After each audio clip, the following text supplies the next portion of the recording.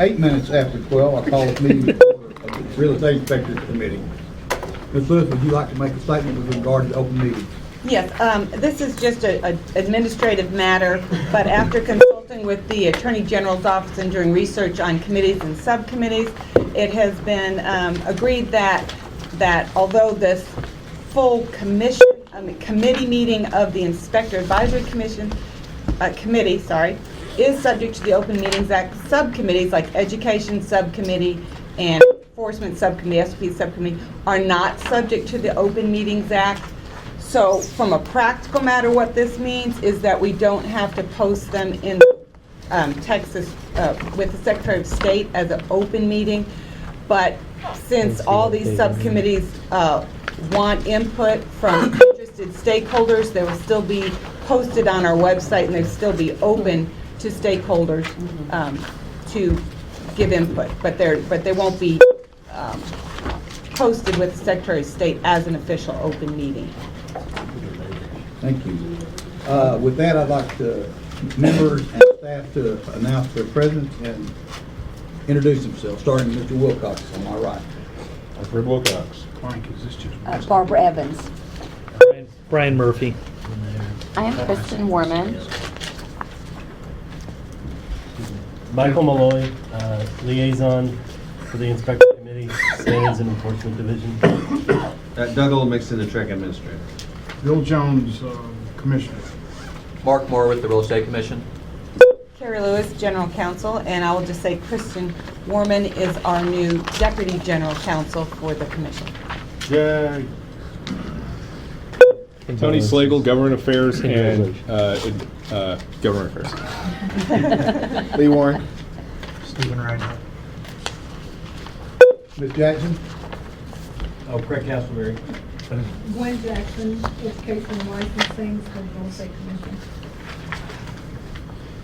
Thank you. First item on our agenda is approval of minutes from the previous meeting. And I would entertain a motion. I'd make a motion we approve that I have one note, one correction. That I believe Bill Jones was present at our last meeting, but he's not listed as attending. Okay. I second it with the correction. Any discussion? All in favor? Aye. Any opposed?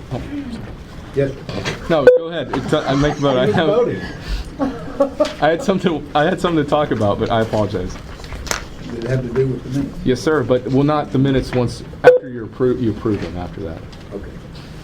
Sorry. Do the people on the phone get to vote? Nobody They're there. not there yet. Oh, I thought they were there. The beeping.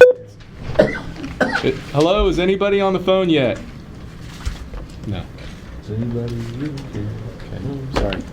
Item agenda 3 is general comments from visitors. I think he still wants. He wants to make Okay, it I'm sorry. general. Yeah, no, that's okay. I just wanted to bring this forward. I already talked to Mr. Reinhardt about this, but staff has a suggestion about the minutes. I approve.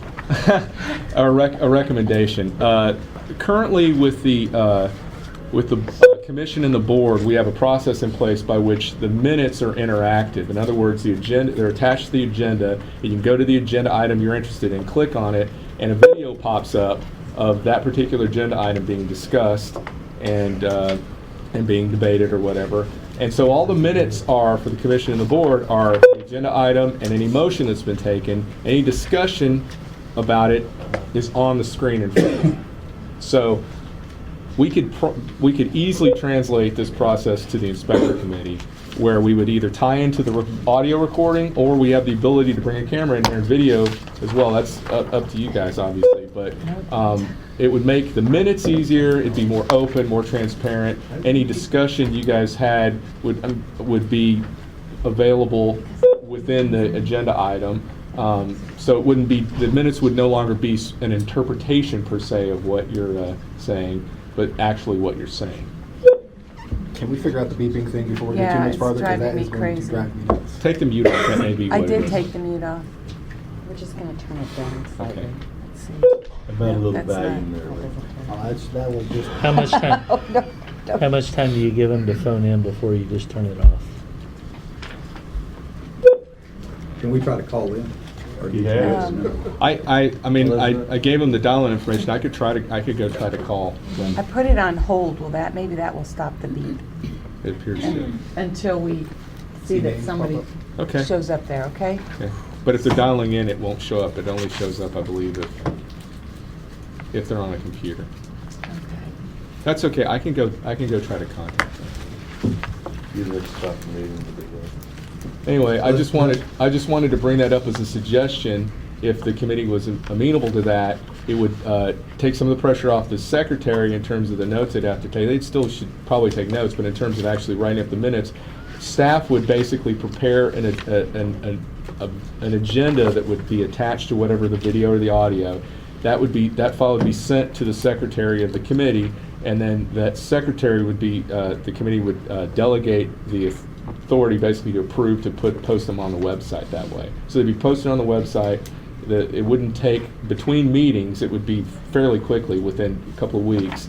And then the secretary would approve them, they'd be posted on the website, and that would be the official record of the inspector committee. I could see where this would ease the angst of the millions of people who follow what we do here. Well, I can see that too. My only issue would be the secretary would have to approve it, the whole committee would not have to. Well, right, I mean, that's a We could recommendation. secondarily approve them at the next meeting. Well, you could do that. There could be a process in place Proposed. where they would be approved by the secretary for posting on the website, and then the committee could then ratify them at the next meeting, per se. But I think what the point is there really isn't any translation to paper other than what the motion was and who Right. made it, because you just click to the link to hear the actual conversation. So, you can do it either way. The commission just has delegated the authority to the secretary to do that. On the board side, they have the Extra step of process, extra step. ratification. I mean, does it have I to think it's a go, wonderful suggestion. does it have to go up on the website before the next meeting? Because the printed ones don't. correct? They wouldn't, but that's the reason this is recommended, is that they get up there Yeah. sooner. So you're not waiting for the approval of the next one to get up there. So they'd be up there within a couple of weeks at the most, probably sooner than that. And then anyone interested could go in and actually deal with the items they're interested in. They just click on it and the discussion would fold.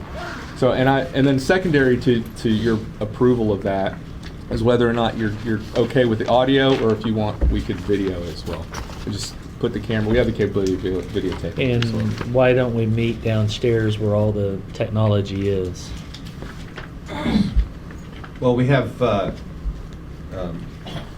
if we continue to attract the kinds of crowds that we become accustomed to, then we may have to just do that.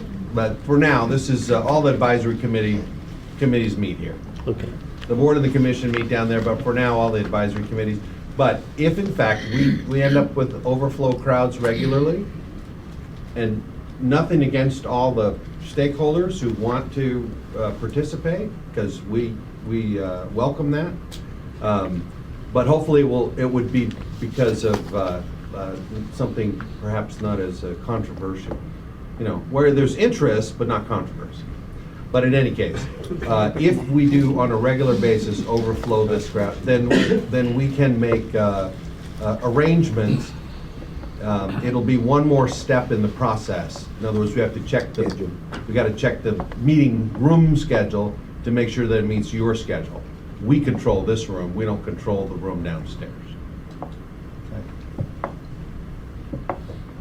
But we're happy to audio record it or video record it. We need a motion to accept that, or can we just accept it? No, it's a process, so it's just, I think it's a How do you great guys idea. feel about video versus audio?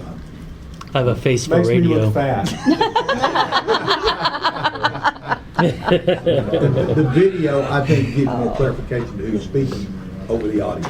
Okay, so you're okay? So next meeting, I'll set up the camera and we'll go that route. Set it right on Fred. I'll zoom Behind in. Fred. Okay, thank you. Do we want to pause? So you're just gonna quick cut your hair If, again, so it's good. I get my hair cut twice a year. If you wanted to, let me unhold and see if anybody's there. Hello? Bueller. Can you hear me now? Do you want to take over and I can just Yeah, I step can out? take over. He is so bad. This committee He was is on. so bad. Oh, well, You've it's just Michael's increased the anyway, level so, coming. I can just step out while he's talking about while the staff are giving their reports if you want to do Well, that. first is we've general got comment. general Oh, I'm comments. sorry. You can skip the. Yeah. Mr. DeHart said that Time Warner Cable is down at his office, and so that's why He can call in. He can just call in on phone. Time Warner is his phone provider. Oh, his phone is. Does he not have a cell phone? Calling on his cell. Yeah, tell him to call in on his cell. Okay, that's fine. And then did we hear from? Ms. Heidelberg Ms. wasn't sure. She had a possible conflict, but she wanted me to set it up anyway, so Okay. she may or may not call in. Okay. And Mr. Eakin is definitely not going to call me. No. So, we do now, Anything? Oh, we ain't got there yet. So you want me to take this So off? bad. Yes, so it's not. agenda item 3 is general comments from visitors on non-agenda items. And I will give you 2 minutes, Non-agenda. non-agenda items. So anybody Just would like to make general public comments at this time? On non-agenda items. Wow, Now's your opportunity. Well, no, they get to comment on the agenda item. right. Hearing none, we'll move to staff reports. Mr. Chair, I will start.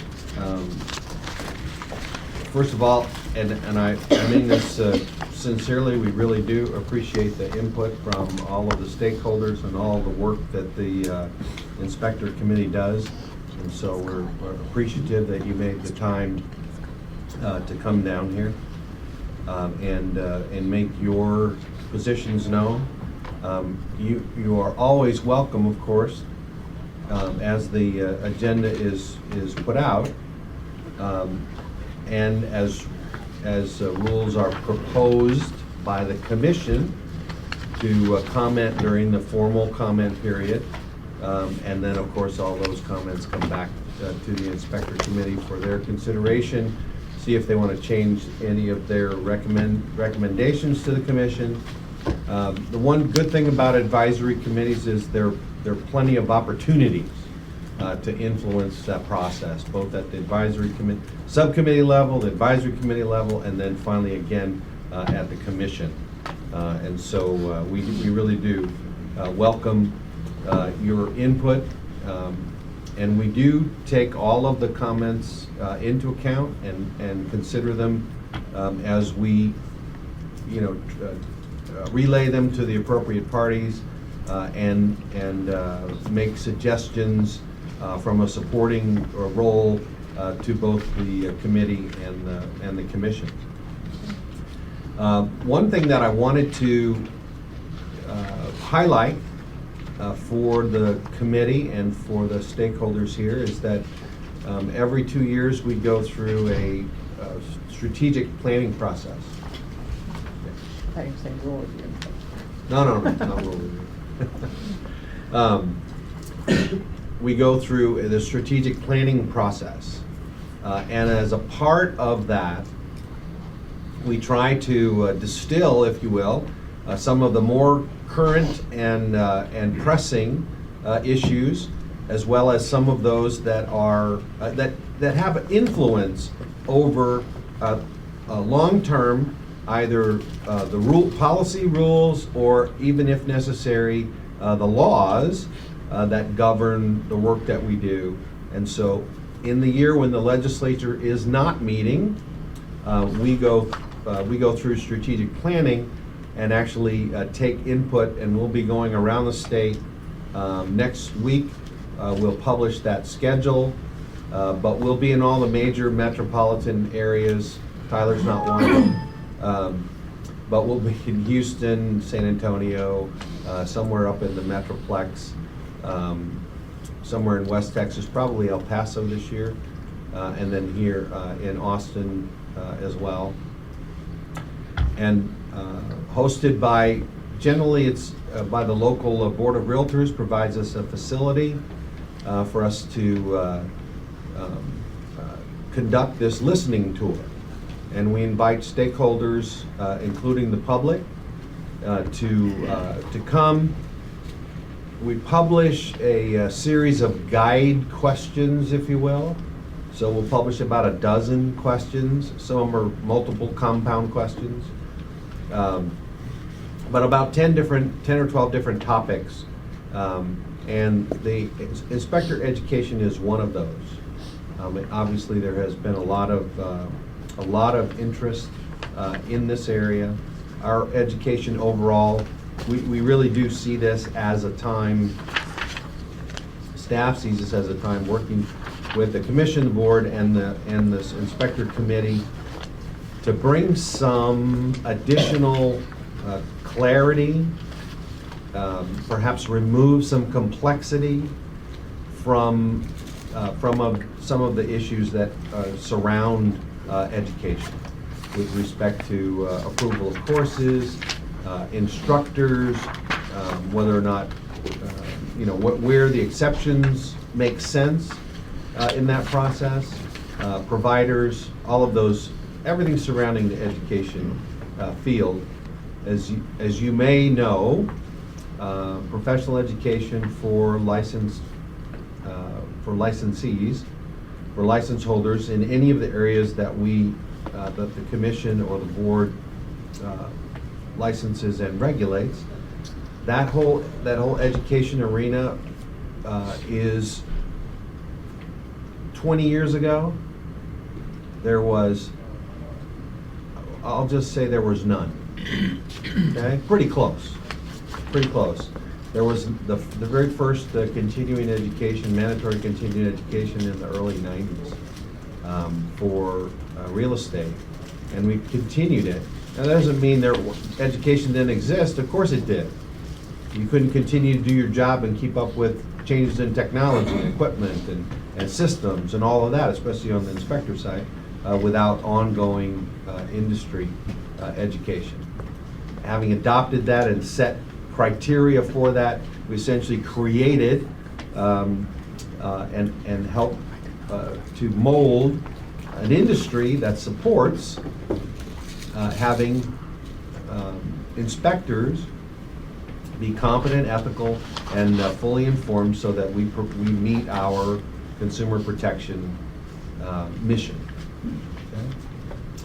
So education is high on the list of topics that will be dealt with in this year's strategic plan, because we do believe that there is some area for clarification needed even in the statute, certainly some in the rules, and there's many of those, or some of those topics are obviously here on the agenda today. So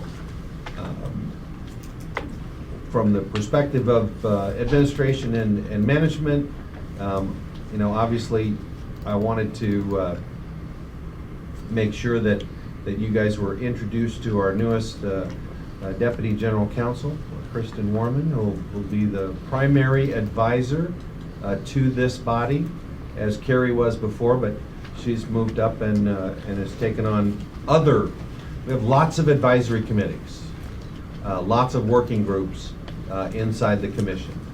So she's taken on some additional ones, some additional bodies to advise, and Kristen will be the principal legal advisor and support, along with Tony and other members of the staff, to make sure that the commission the committee continues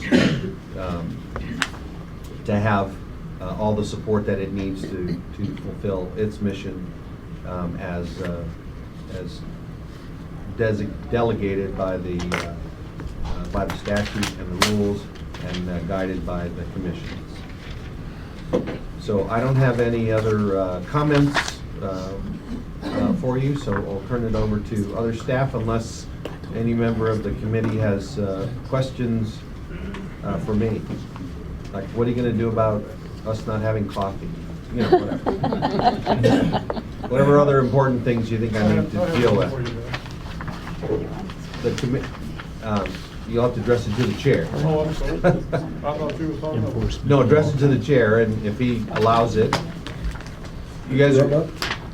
Thank you, Brad. I'm sorry, I didn't mean to be out of order. Okay. I just wanted to ask you, talking about education, You had mentioned about a year ago that inspectors would be allowed to turn in their sign-in sheets to TREIC to have it credited, applied to their name or record, whatever, like the realtors do. Has any progress been done on that? Yes. We have so what Mr. Roebuck is addressing is, we would like to have the process for displaying the education that has been completed on our website for each and every license holder to be able to see. So if you've taken education that counts towards your continuing education, you can just go and look on our website and see all of the stuff that you have already taken. So that requires two things. The principal one being, and this is a part of the great leap forward, if you will, in education, is that every provider who offers a class then has to send the roster to us, okay? And we hope to put that online, where the provider would simply log on to the website, call down a form, and then fill it, just, put in license numbers and names would fill, and all of those, once submitted, would post to the individual record for the license holder. Does that make sense? That's what you're talking about. And thank you for that. We don't even have that in place for the real estate side yet, where we are the furthest ahead. Right now, there's a lot of manual conversion that happens there.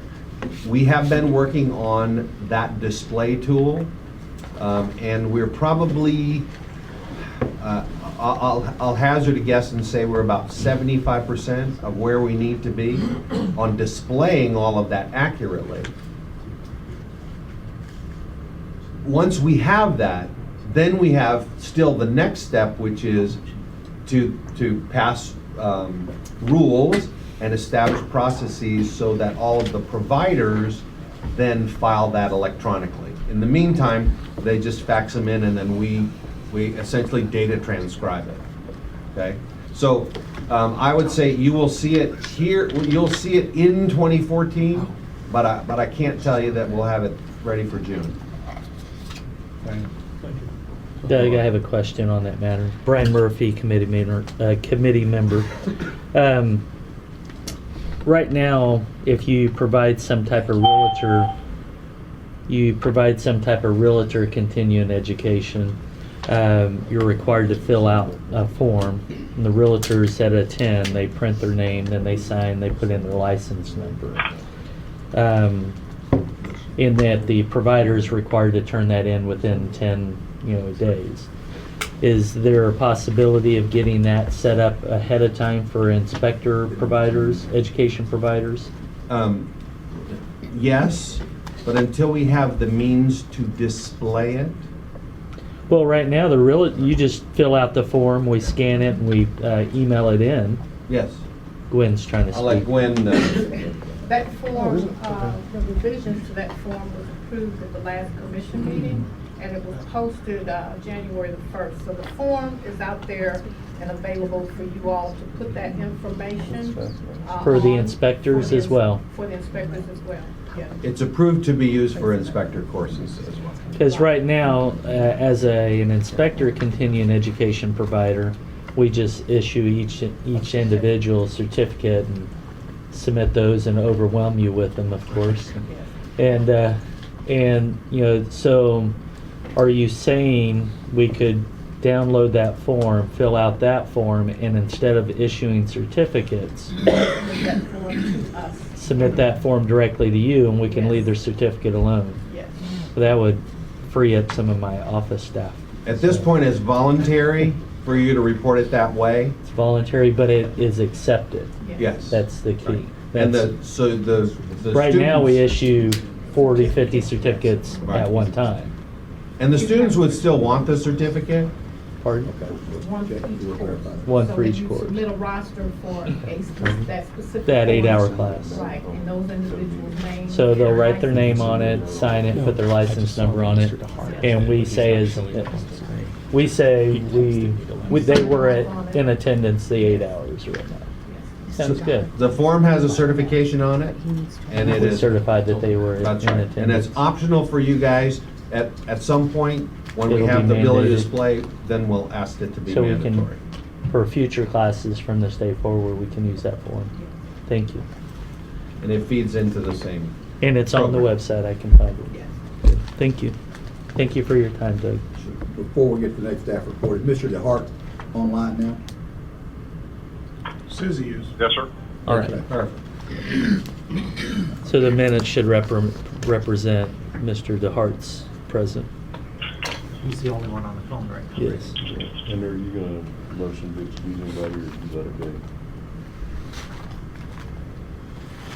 I'll entertain a motion for excused absences or non-excused absences, your choice. I don't have enough. I just wanted, if you want to do that. Hearing no motion, we will not vote. Let's go back to staff report. So I'd like to turn it over to our enforcement director. Yeah. And Mike, who handles this, will give his update report. Mike Malloy, I'm the liaison between the Enforcement Committee and the Standards and Enforcement Services. What you see up here is the disciplinary action taken so far this fiscal year, from 10/28 till basically last week.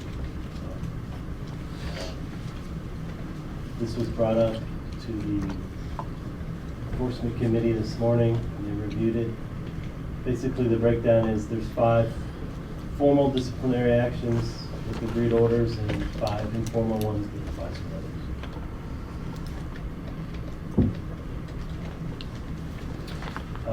Also, Mr. Murphy wanted to note that we currently have 17 cases open, and the oldest one open is from June of 2013. So our oldest case is 7 months old. The majority of those are still out for investigation. What was the penalty on the improper form, only $200? One per year or something like that. Oh, no, that was the ad piece. Advertising. Yeah, that was advertising. For failure to use in the proper form? So ask Mike, not me. Mike? I mean, the 14,090. The one down at the bottom. This Yeah. one right here. Yeah, the one that's, already The last been one. fined 20 months ahead of time. No, never mind. No, I mean, if they're using the wrong form, that's kind of a big deal to the commission. Why is the fine only $200? Well, we used the Penalty. penalty matrix. Okay. Is that part of the matrix? Yes. Thank you. All these are within the penalty matrix. That's what Awesome. we bypassed. Thank you very much. Any other questions for Mr. Malone?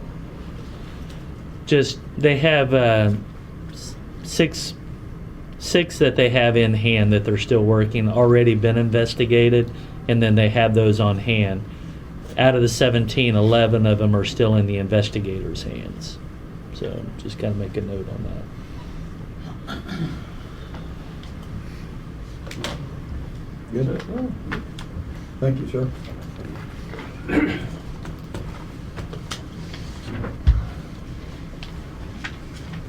Is that the right one? Let's do the numbers first. Okay. They go to-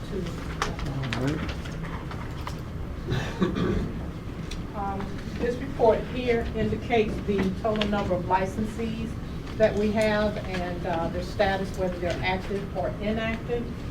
The inspectors are in that center portion, if you would. For December, the end of December, we had a total of 2,941. Last year, December, we had a total of 2,870. So there's been some small upward movement there. We have more that are on active status. Can you back it out so we can actually see the left bar? Thanks. Do we have a paper copy of these? Normally we have a paper copy, but I think physically it's not in my packet. I don't believe I got a copy of this. I can make motions. We can, You can download it. Okay. we're trying to save trees. Well, I thought I was hoping it was in the packet. It's my fault. I apologize. Any questions on that one? 23. Make it bigger.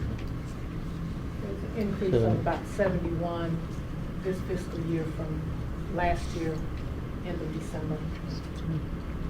So 2,370 active licensees Right. between professional inspector and apprentice. Active and apprentice. Active with an Yes, apprentice. yes. And- Yeah, 150 new active in the last year of all categories. Any questions for Ms. Jackson? Thank you, ma'am. Which, The L2. the L2, okay. L1. Yeah. I'm sorry, L1. Well, and 100 of those came from inactive. Yeah. Active. The react- Came back 50 into- came back new into ones. Yeah, business. came back active. Okay. So so they just turned in their continuing education, their insurance, and reactivated. Yeah. This report here basically gives you an idea of the applications that we're receiving, the number of licenses that were issuing from those applications, as well as the renewal activity. And it also gives a comparison from this year-to-date December to the last December in 2012. And again, you see an increase, we've got an increase in original applications that we've received, over 34% increase there. We've got an A lot more increase apprentices. in total licenses that are issued from the original application. One thing we're seeing is here, we're seeing fewer renewals than we had in 2012. Ain't that the truth? That's a huge drop. Only among two.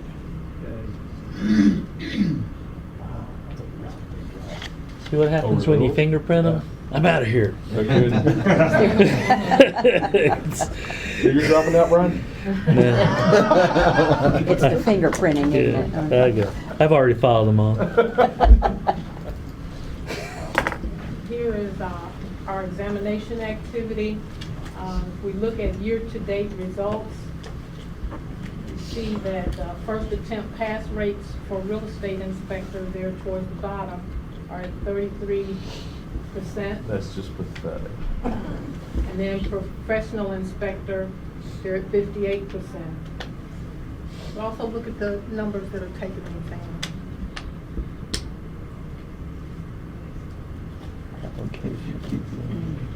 So we've had 10 real estate inspector exams since September 1.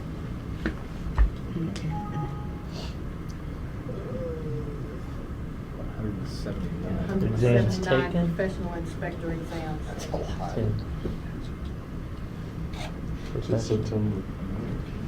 Yeah. Everybody knows business. Second. This has been a first, at least where I am. About 3 years. Yeah. Of course, we're having dropping how many that didn't renew? Well, first attempt pass rate for professional inspectors is 58, right? Right. Right. So it used to be at one time, it was 34 and 38 at one time. 17. So it's up. Yeah. But we lowered the passing score. And changed exams. Well, we changed exams. And we lowered the passing Lowered the exams. passing. Oh, we did Not, that. not, From not when 80 you to went, 75. not when you went to the national home. No, we'd already lowered it. It was already Right. lowered. All right. Still not overly impressive. It's improving. It's improving. It's a start. All right. Yeah. Good.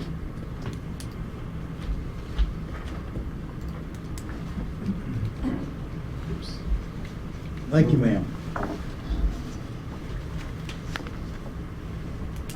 Unless you have any questions, that's all the staff report. Okay, so, Mr. Murphy, would you like to be first? The enforcement subcommittee met. I chaired it today. Greg Eakin is out on vacation right now, so he asked me to chair it for him. So we met today. We discussed several things. We have some stuff to present later. That's all I have for now. Mr. Wilcox, would you like to give us an education subcommittee report? We had a subcommittee meeting this morning. We had a fair amount of participation from the studio audience, and we have the details of our results for our is all scheduled on the agenda. We had a wonderful time. Okay. Need some water or something? Got it all choked up. Yeah, I She just was very sorry it ever ended. She wants to go back in time. Oh, yeah, I've been there. Let's do it again. Mr. Reinhardt, you have a subcommittee report. We did not have a meeting.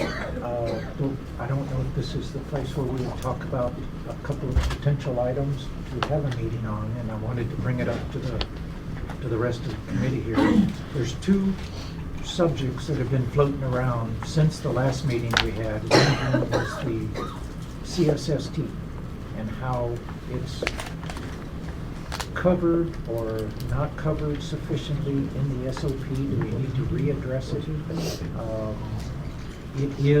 There is a section in there under gas, under plumbing, that addresses, gas piping. Well, the electrical addresses bonding. And bonding. It's already there. So the question is, and it was, it was suggested whether or not we needed a subcommittee meeting to look at it. I personally thought it was already covered. There have been suggestions to maybe enhance the, we'd even talked about maybe having it as part of the update package on the SOP and ethics as an item of interest that would be covered, and maybe that's a way to cover things on the SOP. Is if there's something that's highlighted, it would be something to say, address this maybe. But in the SOP itself, we believe it's covered in the ones I talked with. So was there a Can I ask a question? Sure. Mr. Olmixon, there was a discussion about putting a notice in the advisor about CSSD. Yes. Was that done or done yet, or is it contemplated? We had one article, yes. I thought we did. So there's already been a special note made on, and it is covered. We did. So, Okay. So is kind of the consensus with the committee that CSST is something that's covered that doesn't need to be rehashed out? Okay. Well, it's not really the CSST, it's grounding and bonding. The bonding of the CSST. And in Well, the that's electrical installation. section, it's very clear. It's part of the ground electrode system, grounding and bonding. And then also later on, grounding and bonding is addressed. So I think it's sufficiently addressed within the standards. Okay. unless you're gonna start listing individual components for No. everything. I didn't mean to dissect everything. The other subject area that's been floated around a lot in the email world are the pool systems, the optional pool system, talking about the entrapment issue. And, the standards basically just say that report is deficient, the presence of a single blockable main drain. It doesn't say to try to determine if it meets, the anti-vortex requirements, all that. It just says report the presence of a single blockable main drain. Then there's some parentheses or something next to it. Potential entrapment hazard, yes. But, Okay. that's the intent of it. So you may, I did one last week where I had two drains. They were about 12 inches apart. I had a problem with it, I wrote it up. But, there's been questions out there on whether or not the intent was to determine whether or not it meets the hazard, elimination of the hazard. Do we want to go that deep, or right now, we're just talking about pools, skimming the surface, we're just reporting the presence of a single blockable main drain. Do we need to spend time and go deeper into that subject?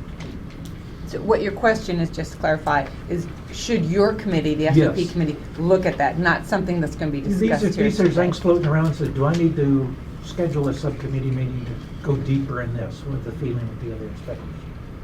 My opinion would be no. I think it's clear enough in the standards there. Also, within the general limitations of standards of practice, there's a line item that says the inspector is not reporting every life safety potential hazard. So, reporting on a single blockable drain entrapment hazard, I think, is clear enough. And Steve, well, I'm not going to address that specific topic. You as chair gets to determine whether you need a meeting or not. I don't want to waste anybody's time when I probably, since I'm asking the question, I think it's covered already. If I didn't, I would probably call a meeting Right. and at least, but I didn't think it was, but I was just a quick check. Well, if you don't think it is, But there may be 5 other people that do. My only other thought process on it is that committee hasn't met yet. right. They haven't Yeah, had for anything. that reason. And it might not be a bad idea to have a meeting just to see, have an open discussion to see if there are things. that Let's we have a need. meeting to see if we need a meeting. Well, it's just, if you don't have one for We a haven't year. had one. You because know, we haven't Brian, had a when you subject. schedule a meeting, things always come up. Exactly. Yeah. And I want to get you. But I'd like to put things on an agenda if we haven't had one. I mean, we hashed out the SOP pretty good the 2 years prior. But if you announce one, you'll get an agenda. And there may be a reason to have one after a day meeting. Yep. Yeah, and you need to get rid of the word deficient. So you need a meeting. Oh, Golly. you know, that's a 2-year Forget he process. said that. Okay, that was the only comments I had. That was in It jest gives me a- only. Now that gives me you a know you feeling. need a meeting, you have something to do. I just gave you a I just gave you a job.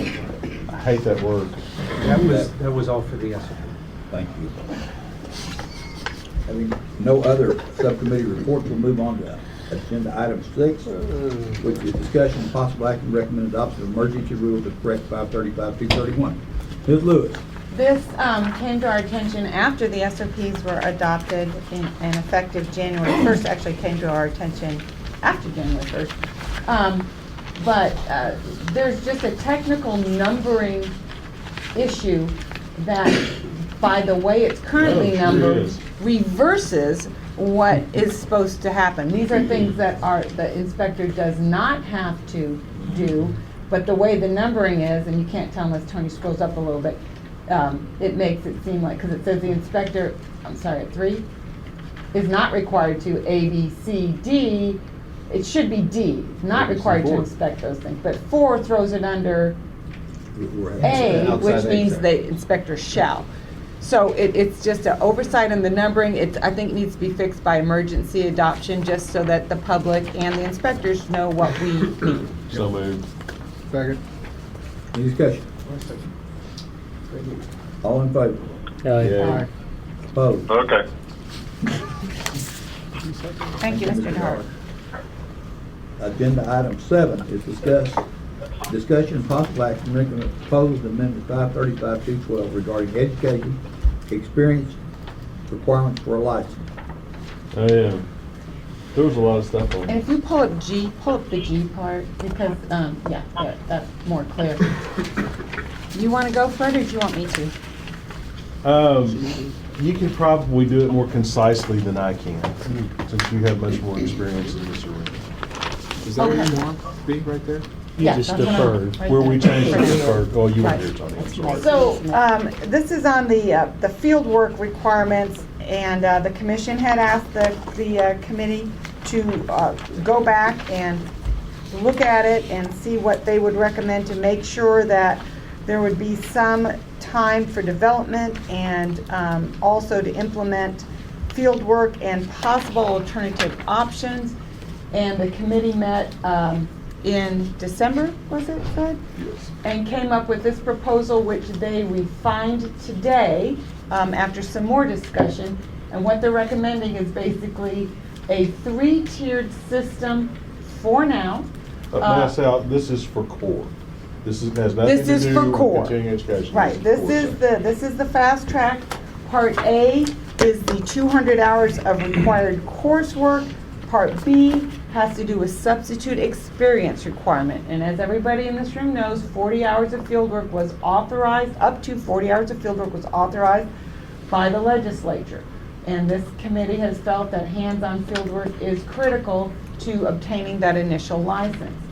But in looking at how it's going to be implemented, they recognize, one, that for fieldwork for experience core requirement, that limiting it to the 2 student per session that is currently the standard for ICE wasn't practical for educator providers.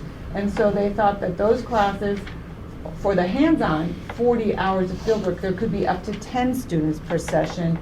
Under Roman numeral 2, and then since this is new to the whole committee, and then instead of 80 hours of approved classroom or alternative delivery interactive modules, they lowered that to 24 in recognition of the fact that they're going to have other options, but the sub number 1 is the preferred option, and that actual hands-on field work in a house with an instructor gives you a lot more education and experience education than either of the other two options. So the additional approved alternative delivery experience hours have been reduced. My head's spinning already. Sorry. Okay, So- real simple, Brian. We want you to go with a person to a house. If you do so, the number of hours are reduced. If you're doing a lot interactive video training, we don't judge it to be as efficient in the transference of information. So if you go that route, you must take more hours. So if you're doing hands-on, currently the way it's set up right now, it's 120 hours. If you actually go into the field and complete field work, it's reduced from 120 to 40. To Plus 64. Plus 24. Plus 24. Right. Classroom. To 64. Right. Instead of 120. Right. Which was mostly done in the classroom previously, or alternative delivery. Giving a lot of value to that field training. All right. And remember, we're limited for field work up to 40 hours. Right. So if you're The not other going to 24 has to be in the classroom. Right. right. All right. If you're going to do interactive video, then you're going to do more hours. All right. Okay, that's the whole point of it. So number 2 recognizes that there could be a live interactive webinar, and 16 hours of that plus 80 hours of the classroom alternative delivery experience modules would be the functional equivalent, although the subcommittee still says hands-on is best.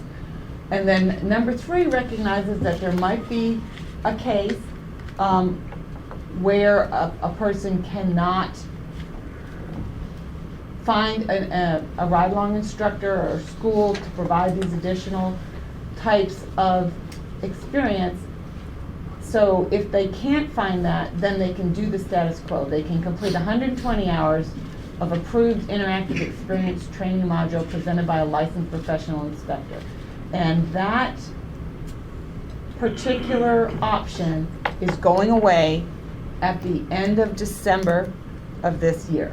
So if you scroll up a little bit, Tony, we'll see that where that provision was put in, that it's only going to apply to December 31st, 2014. And there is the provision, there are people trying to develop programs that would fit, and they think it's going to take longer, but that they can do it. And if so, we may be going back to ask that December 31, 2014 timeline be extended to allow for provisions. But we want that, if they're going to do it, we kind of want to keep pressure on them to do it as quickly as they possibly can. So, It can't be open-ended. so to summarize, what they're proposing is option number 1 and 2 are going to be the rules going forward in time. Option number 3 is there to allow a transition period through December 2014. We did have I think it's at this point, we have the 5-year experience requirement. I know there's a letter, I just saw it in the packet. Somebody complaining that he has plenty of experience in this 5-year waiver or 5-year limitation is not necessary.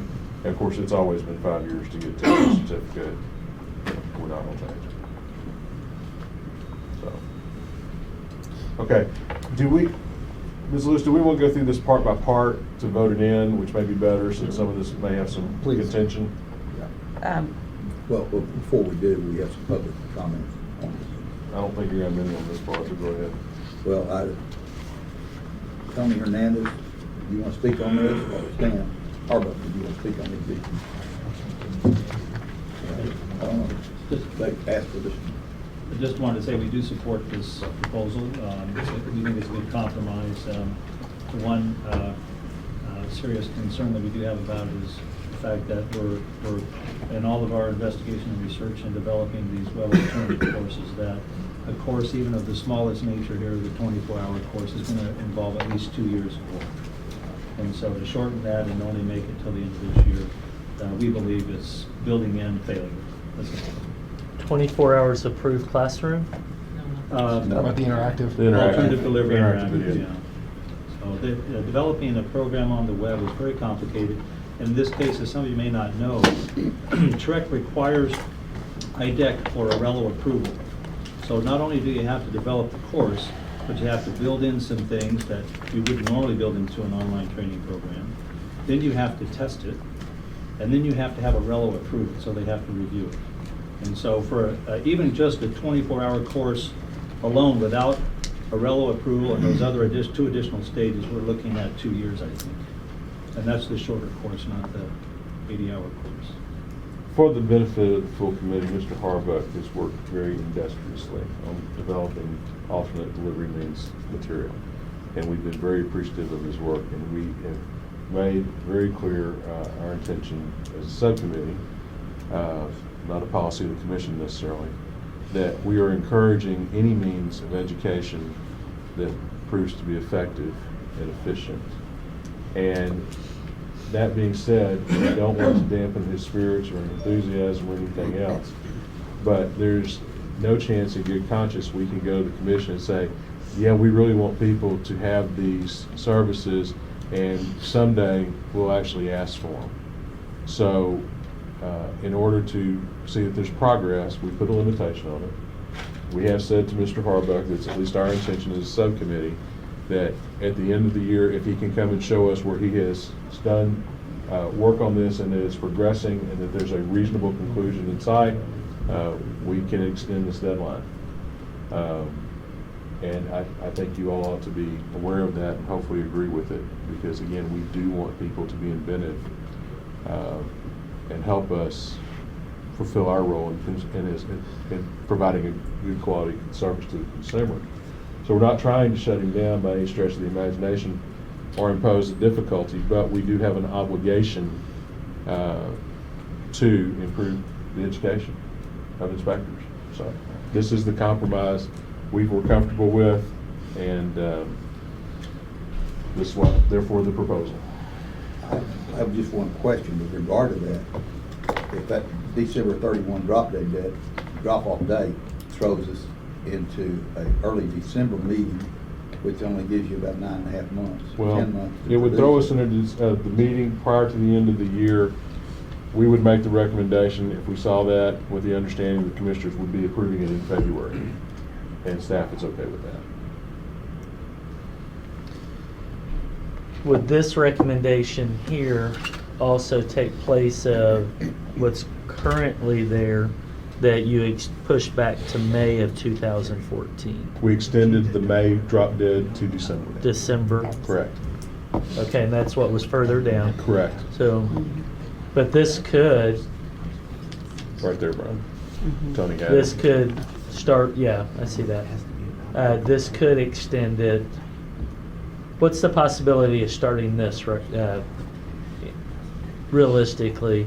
When could the provider start using that? Well, it has to go through the rule process. Okay. So And this is the proposal. To the of commission. rules. this is the The proposal, rule so being text April registered. 28th, it could be adopted. Okay. 20 days after. But it goes to the register Well, back to 20 days. commissioners. 20 days after. Once approved by the commission, it's 20 days after that the rule goes in. It's the Right. earliest it can go into effect. Doesn't mean you can't start working on a class still. Correct. Right, you gotta Right, do so you know. you gotta start working on the outline for the approved 24-hour classroom. And my other question would be the 40 hours of field work. That would be as outlined in 218. which Right. is the ICE, right? Which currently is limited to 2 students per section. Right, but you're gonna allow 10 here. Right. Right. But on that one, it's basically an inspection, standards practice review for the inspection, report review for that inspection, and Right. then critique, Right. dialogue. And those terms are still tied in there. The only difference from what's set out in the continuing education rule and this rule in terms of requirements for the fieldwork ride-along course is the number of students per session. So- Okay. So another question with that one is the 24-hour of approved classroom. Are you going to have an outline of what is acceptable classroom material to be teaching in that 24 hours? Or is it just going to be an outline and saying we're covering this stuff? I think it would be up to at this point, they don't have any type of outlines other than. Says it's approved classroom. It would have to be a So it course has to be that is submitted to submitted. TREIC. Right, so it would have to be, however you submit your courses today, providers would submit them in the same way. And the one thing that staff would look at would be to make sure that it was actually an interactive training, experience training module. It's not the same as subsection A, which is the actual additional core classroom hours. Classroom. Right, so this would have to deal with interactive experience in some way, and that staff would look at the materials that are submitted and do their approval in their normal course. And then one other thing, Gwen, this one's for you. 10 hours a day is the top for a classroom. Is that correct? All right. So you're looking at a 64-hour class, or 40 hours in the field, 24 hours, 64 hours total. Right. All right. Clear as mud. If there are no questions on this form, we have a vote on this section. Any other comments? Mr. Chair, I just have one recommendation. Since we know that the commission will meet, statutorily required to meet in February, I'm not comfortable with having a gap between the end of the year and a time when we're in limbo. So I would recommend that we change that from December 31st to March 1st. That would give the March of 2015. 15. March 1 of 2015. Okay, now we have different advice we had advice from Carrie that would be fine.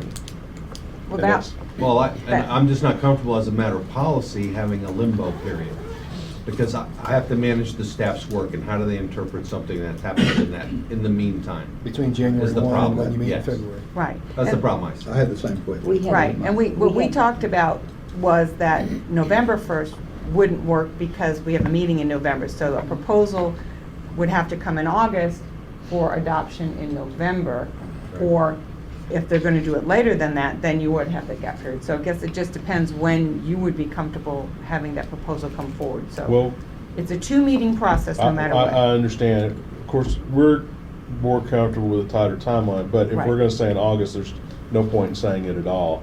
I don't think he can get much work done between now and then.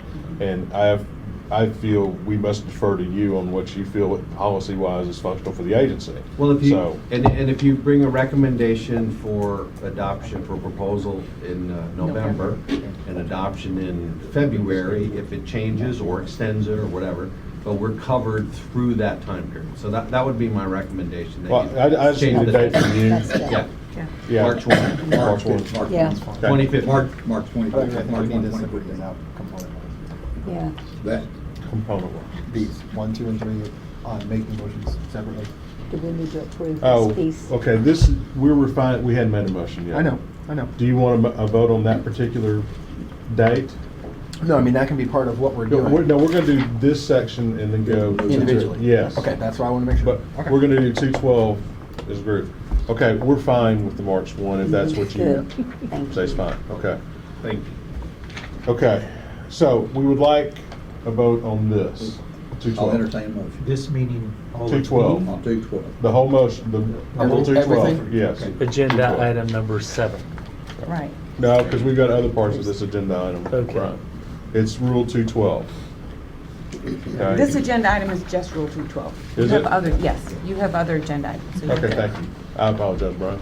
My mistake. Would you like to make that motion? I move that this be accepted as amended. Second. Have a second. Any discussion? All in favor? Aye. Aye. Aye. Opposed? Aye.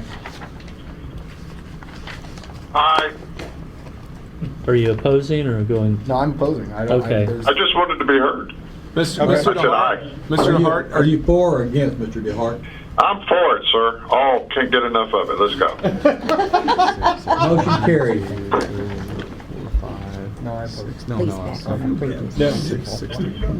Because I don't like. Oh, the you don't like the interactive alternate part. delivery? I don't like the interactive. Okay, that's fine. But it Right. is what it is. Okay. Okay. Agenda item A, discussion possible action regarding SOP legal ethics update course guidelines. Ms. Lewis. This guideline was prepared by the staff at the direction of the Education Subcommittee, who at their meeting this morning liked it and wants to use it as a course approval form for all Texas Standards Practice Legal Ethic Update courses going forward. This form will be, as we'll see when we look at 218, has been recommended to be adopted by reference with a continuing education rule that we'll talk about in the next agenda item. And this is for staff work, for their processes. Right, this is what providers will submit when they want a course approved. And they like it too. Just curiosity, if you already have a course approved, does this directly affect that course or upon renewal? If you have a course approved for 8 hours currently, because that changed statutorily, Right? then it would be upon renewal of your course. Renewal of the So if you course. ha- Okay. Correct, Gwen? So you're not going to make the education providers go out and say, start all over again? Right, but as your course comes up for renewal after 2 years, you would have to. Just you. It's part of the you have to motion. use It's it. just you. Only after we leave the room. So upon renewal. Thank you. And again, we would like a vote too. Chair would entertain a motion. So moved. Item 8, Second. motion and second. Any discussion? All in favor? Aye. Mr. DeHart? He said aye. Yes, sir. Aye. Okay. Motion approved. And I know it fits into this agenda item. Doug, how close are we to getting the commission to taking over the update class? The what? Getting the commission to Yeah, take over. the outline. You said at some point in time that you would probably get Texas A&M involved. Legal ethics? Oh, you're The talking about legal- the real estate commission. Oh. Yeah, I mean, the the real, real- I'm sorry, real estate center. Center. Fred will update you. Mr. Frank's working Mixon, on that. I called Gary, Yeah. left a message. Gary called me back, left a message. That's the extent of it. It's a long process, Brian, because I need to talk to Gary to see if he's willing to do it, to create a course. And then we have to arrange for funding from the commission to develop a course, if that's what you're asking, to train the trainer. So it's on the agenda, continuing Right. agenda item for the Education Subcommittee. But it's a long way out. It's a long range. Right. Okay. Okay. That's what I needed to know. It's a priority, but it's going to take a while. One clarification, if I might, Mr. Chair, on that last item, just to make sure that Mr. Murphy, that his point wasn't made so strongly that it left the wrong impression. That is, if you have a new course, then 20 days, when the rule becomes effective, if adopted by the commission, then you submit a new course. You'll be living under the new curriculum guideline. If you already have a course, you'll have to be in compliance when you renew it. When you renew it. Right. But it would be immediately upon its effectiveness, any new course would have to meet that criteria. Correct. Easy enough. I've got a request for a break. We'll take a 5-minute break. We'll move on. For Mr. Wilcox. Okay, we're back on. Okay, we're back in session. We're moving to item agenda 9, discussion and possible action regarding providers, course, and instructors for inspector continuing education. Okay, we have new language. And it'll be highlighted in red. So Right. here's the first. Not on your screen. Here's the first one, and that incorporates what y'all just approved, and that is to adopt by reference the course approval form for standards of practice, legal ethics, and updates. So That's that form. Mm-hmm. Okay. And then, Tony, if you'll scroll down onto the rule a little bit. Okay, can we talk this through for just a Let's go moment? back up. form? There's nothing there. I just want to make sure I understand, because I didn't fully understand what happened to us last year. You think we have that long? Yeah, I hope so. Okay. I'll We're take a gonna nap. take that long. I'm gonna take a nap. Okay, I'm good with that now. Yeah. That means you won't talk. Okay, Tony, if you'd scroll up a little bit higher, we missed the part. There you go. Okay. This is A little bit more. a little bit louder than that. The other direction. Yeah, there you go. Stop. Okay. Okay. What we unintentionally wiped out were code courses. Mr. Jones is shaking his head at me already. No, we were. Oh, okay. And then other state-approved agencies, because there has to be a recognition that those folks are not going to come to the commission and say, please, can we take our course, can we teach our course? Okay? So we built in an exception to them becoming a continuing education provider if they are a unit of the federal, state, or local government, a nationally recognized building, electrical, plumbing, mechanical, or fire code organization, into that section to cover those folks. That has been traditionally done in our profession. The one thing that was not covered by the new rule and is not covered by the new rule are trade associations, independent inspector trade associations. So you're saying by this rule, if you make these changes, you're going to allow them to go to code classes and have it approved, right? Correct. Their But continuing education would be approved. But if you're a trade association, you're going to have to get your trade association approved as an approved provider. Approved continuing education provider. Correct. Correct. Education provider. Right. So you go through the same steps anybody else would do, pay the fees, get approved. Correct. Okay. Correct. Okay? So, we have had numerous complaints from one association only, and I'm sure we're going to hear more of them. Just as long as we're looking at this language, the second part, and I wanted to make sure because we wanted both things covered so we don't have another unintentional droppage, is that a licensee may receive credit for continuing education elective hours for courses approved by one of those entities under C. And it specifically states, so there's no confusion, that a separate course approval by the commission is not required. Clear enough? Is that, do you think that fits Well, with? you're going to please clarify that for me. Basically, if the ICC comes up with a code that they don't have to have that particular Right. class If approved. if they have a course that they've already approved for their certification, Right. then that does not have to be separately approved by the commission for someone who takes that course to get continuing education credit. Let's say there's a Building Officials of Texas puts on an ICC, International Code Council course, okay? And I go to that class for 32 hours. Right now, I can only get 12 hours approval for it, but True. I can go to that class for 32 hours, and 12 of those hours I could turn in, and they wouldn't need a course number for it. How do you do that on course numbers? I don't know if they wouldn't need a course number, it wouldn't need, Yeah, it would go under unlicensed No, it doesn't. school. You know, It's an we've got ICC a- approved course. you know, It's an we've got a ICC approved criteria course. for those types of providers, and we would create a number for it upon receipt of it. Upon receipt of that Okay. certificate that I sent in, you're like, oh, we'll create a course for this just in case somebody else ever brings it in. And the Right. discussion we had, Brian, is that the things that BOAT puts on are ICC approved. Yes, they are ICC approved. So that will qualify. Okay.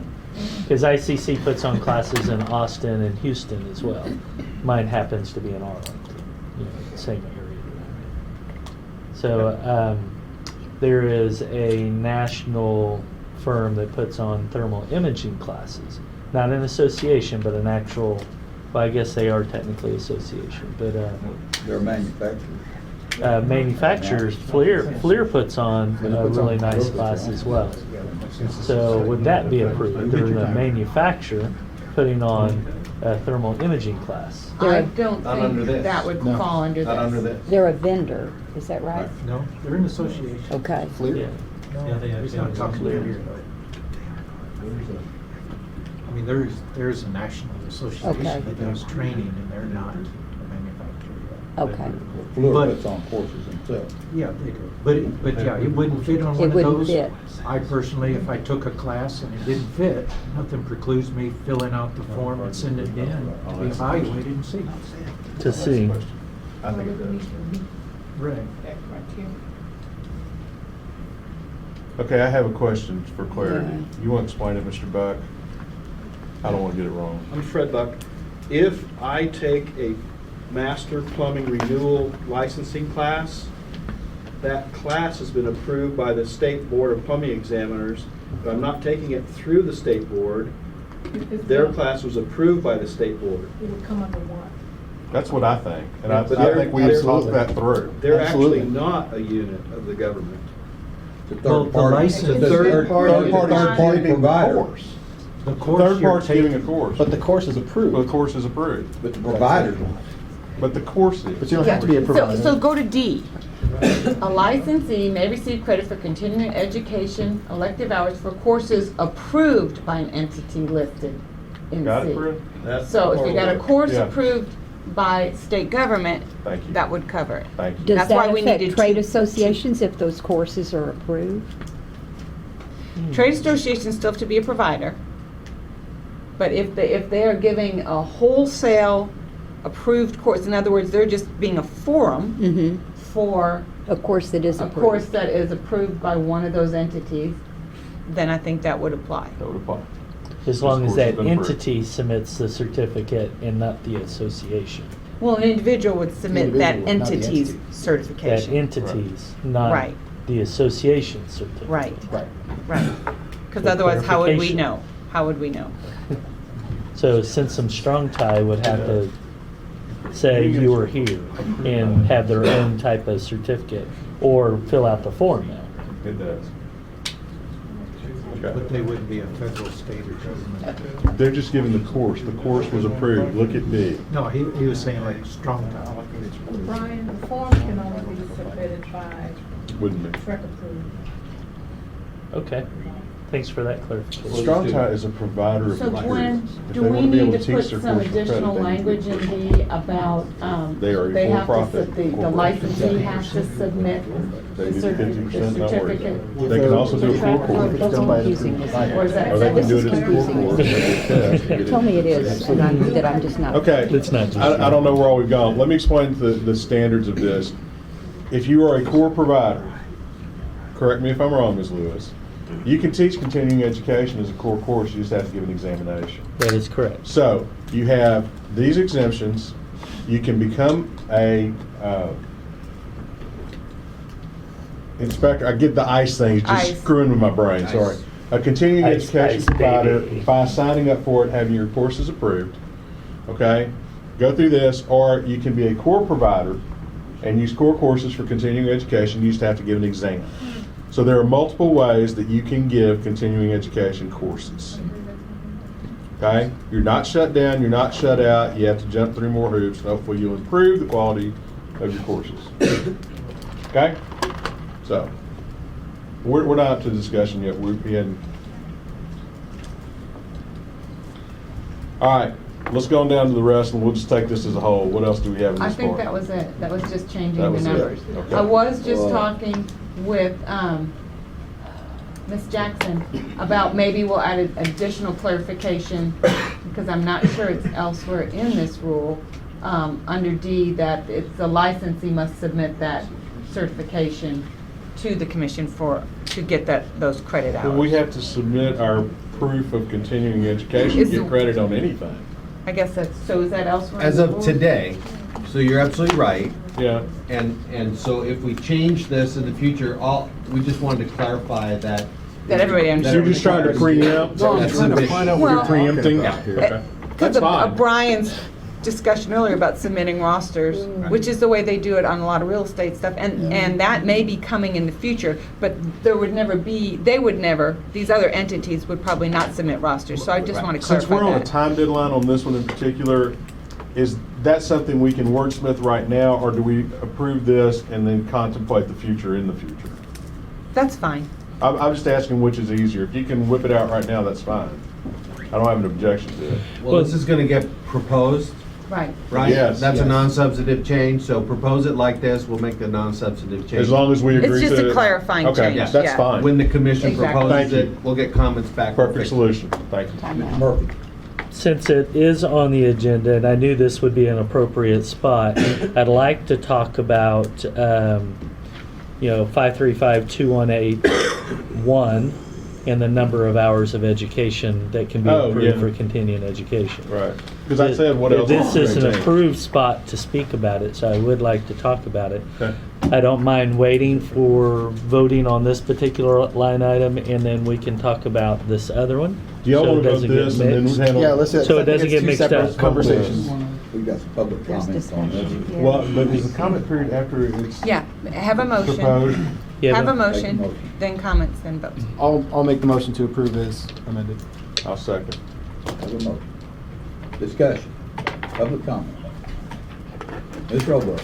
Brenda Roebuck, TREIC, and my comment is that TREIC Internachi are opposed to excluding inspector trade associations from the exemption afforded previously to trade associations on being a continuing education provider. Any other comments? Mr. Roebuck. Yeah, I've got one. We talked about, and Brian brought up about Simpson Strong Tie. There's no way that these manufacturers are going to come and get approved for a truck educator or provider or teachers or whatever. And not only Simpson, there's, we utilize a lot of manufacturers in training. Simpson Strong Tie, James Hardy, Goodman Air Conditioning System. A lot of time we'll visit their facilities, we'll have their people, even their technical staff teach us stuff about their material and how to install it, what to look for, stuff like that. This isn't even allowing that to be approved. It is under the 50% rule. Yeah, absolutely is. Yeah, but that's, that means one of us has to teach 50% of the class, is what I'm Or understanding. supervise. You have to supervise. You have to and be present. supervise. An approved instructor just has to be Right. present. Yeah, so what you have to say, Ms. Lewis? Okay. Actually, we talked about this at the Education Subcommittee meeting, and the rule that talks about allowing 50% of time for a guest speaker for MCE does apply. But there is a subsection after that which talks about provider may use guest speakers who have not been approved as instructors to conduct an MCE course, and it would apply to ICE now as well.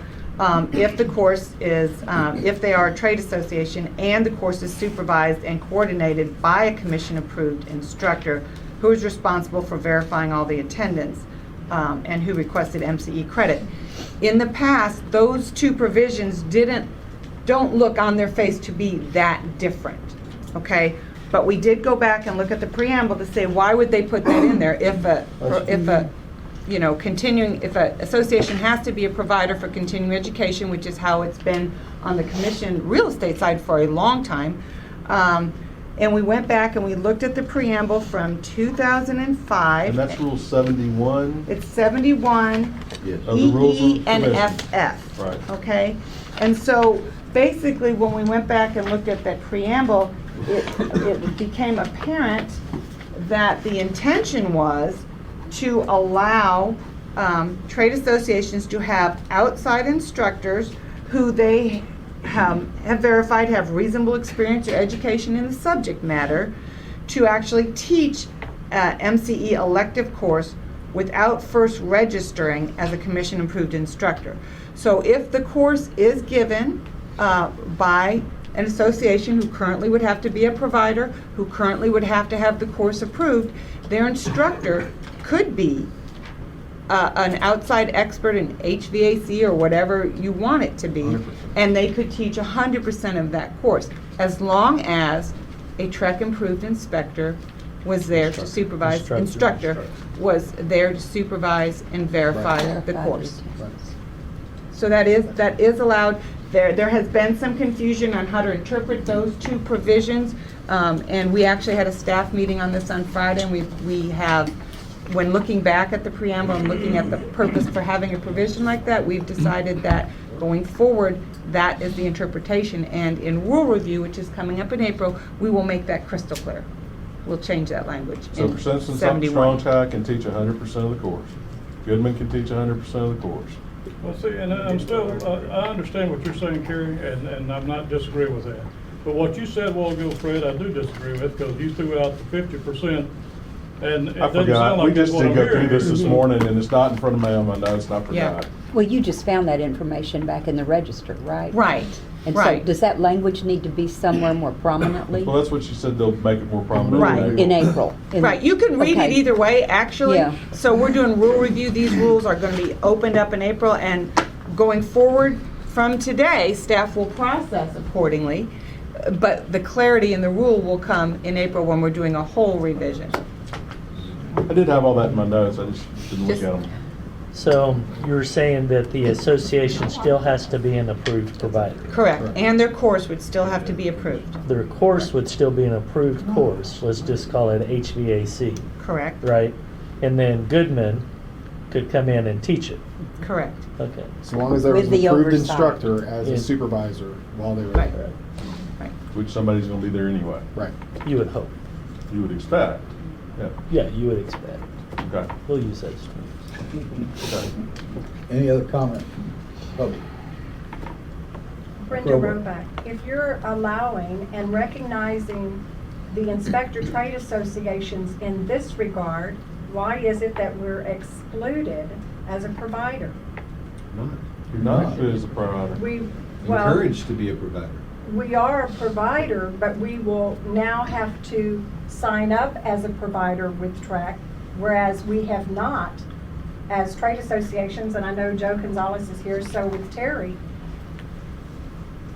we've not been a provider that is listed as a provider where we pay the fees to go forward as a provider of education. As a trade association, nonprofit, we've been able to, all of our classes are approved by TREIC. Under the old rules. They've been under core. That's right.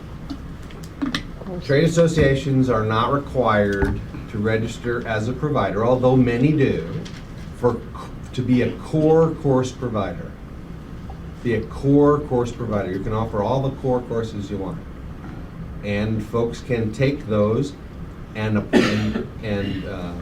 inspectors who take those courses can submit them for continuing education. Okay? The only difference between prior to the definition of ICE, the continuing education program as defined today, and how it was treated when it was first put into place, we didn't have rules. It was prior to me. We didn't have rules for that. So we simply said, you know what, all the folks that are offering core courses, we will count those as continuing education, and guess what? You don't have to you don't have to offer the exam at the end. Okay? It was a concession to your status as a core education provider. Okay? Every other continuing education provider has always, with this commission, been required, association has been required to become register as a continuing education provider. Now that we have the rules in place for the continuing education different from, where the content is different from core, if you would like to offer that, then you need to register as a continuing education provider. Or you could just continue offering all core and have an exam. Exams at the end. Correct. Or offer only classes that are produced and taught by other entities that have exemptions. You can still facilitate that. Does that make sense? It makes sense, but I still don't think so. Well, and I understand. I mean, if I had kind of gotten used to doing business one way, I would probably press up against that as well. I would say that your associations, your inspector associations provide a need of the inspectors. There are proprietary schools out there, and those schools mostly teach the core education. I am a firm believer in education, so I'm not trying to go away from education. I happen to feel that we offer a good quality of education.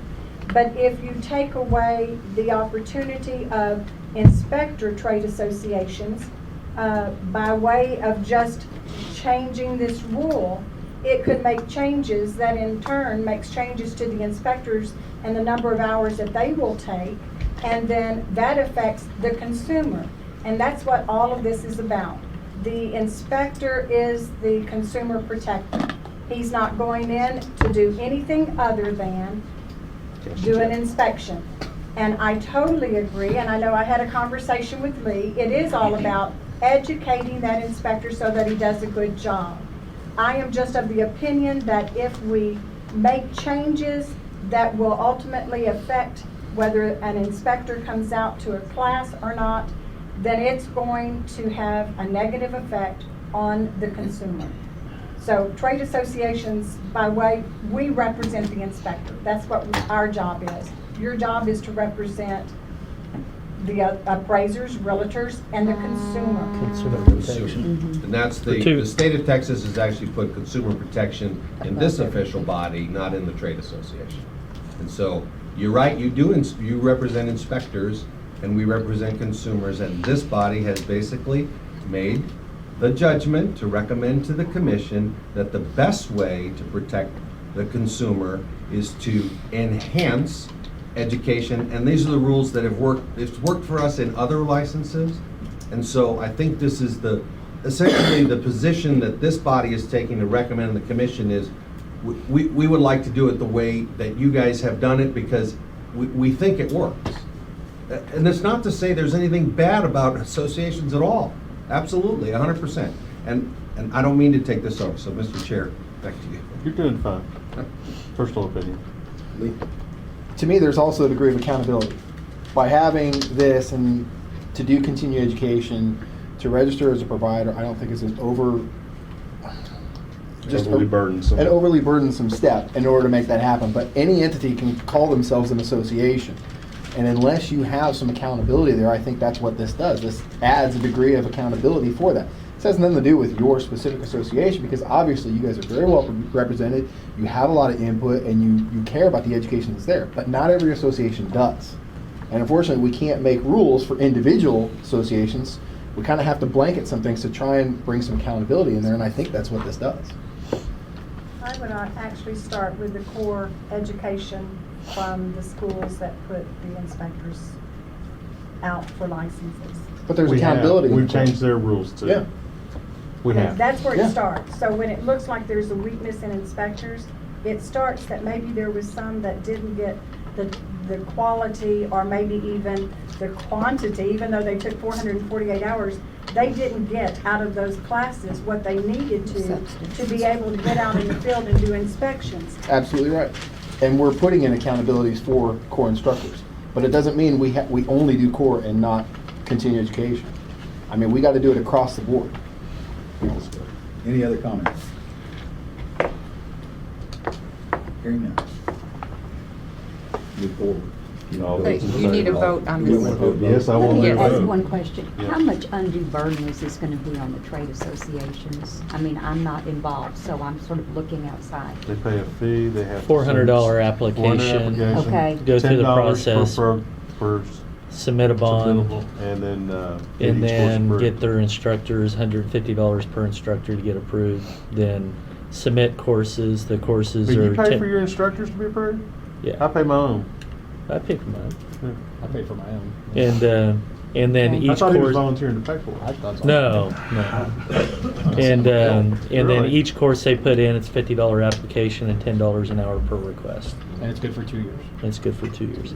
If you're teaching core, it's good for 4 years.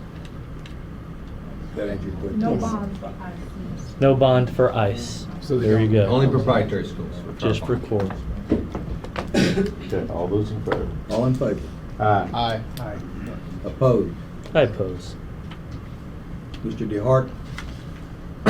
Mr. DeHart, are you there? Yes, I am. Are you in favor or opposed to the additional language we've been talking about under 218 for entities to be exempting federal, state, or local governments and recognize fire code Yes, I know that. organizations? Building and fire code. I'm in favor. Thank you. I'm abstaining. Oh, okay. Let's do a show of hands except for Mr. DeHart. All in favor? 4 in favor, including Mr. DeHart. Opposed? Mr. Murphy? One abstention. I believe the motion carried.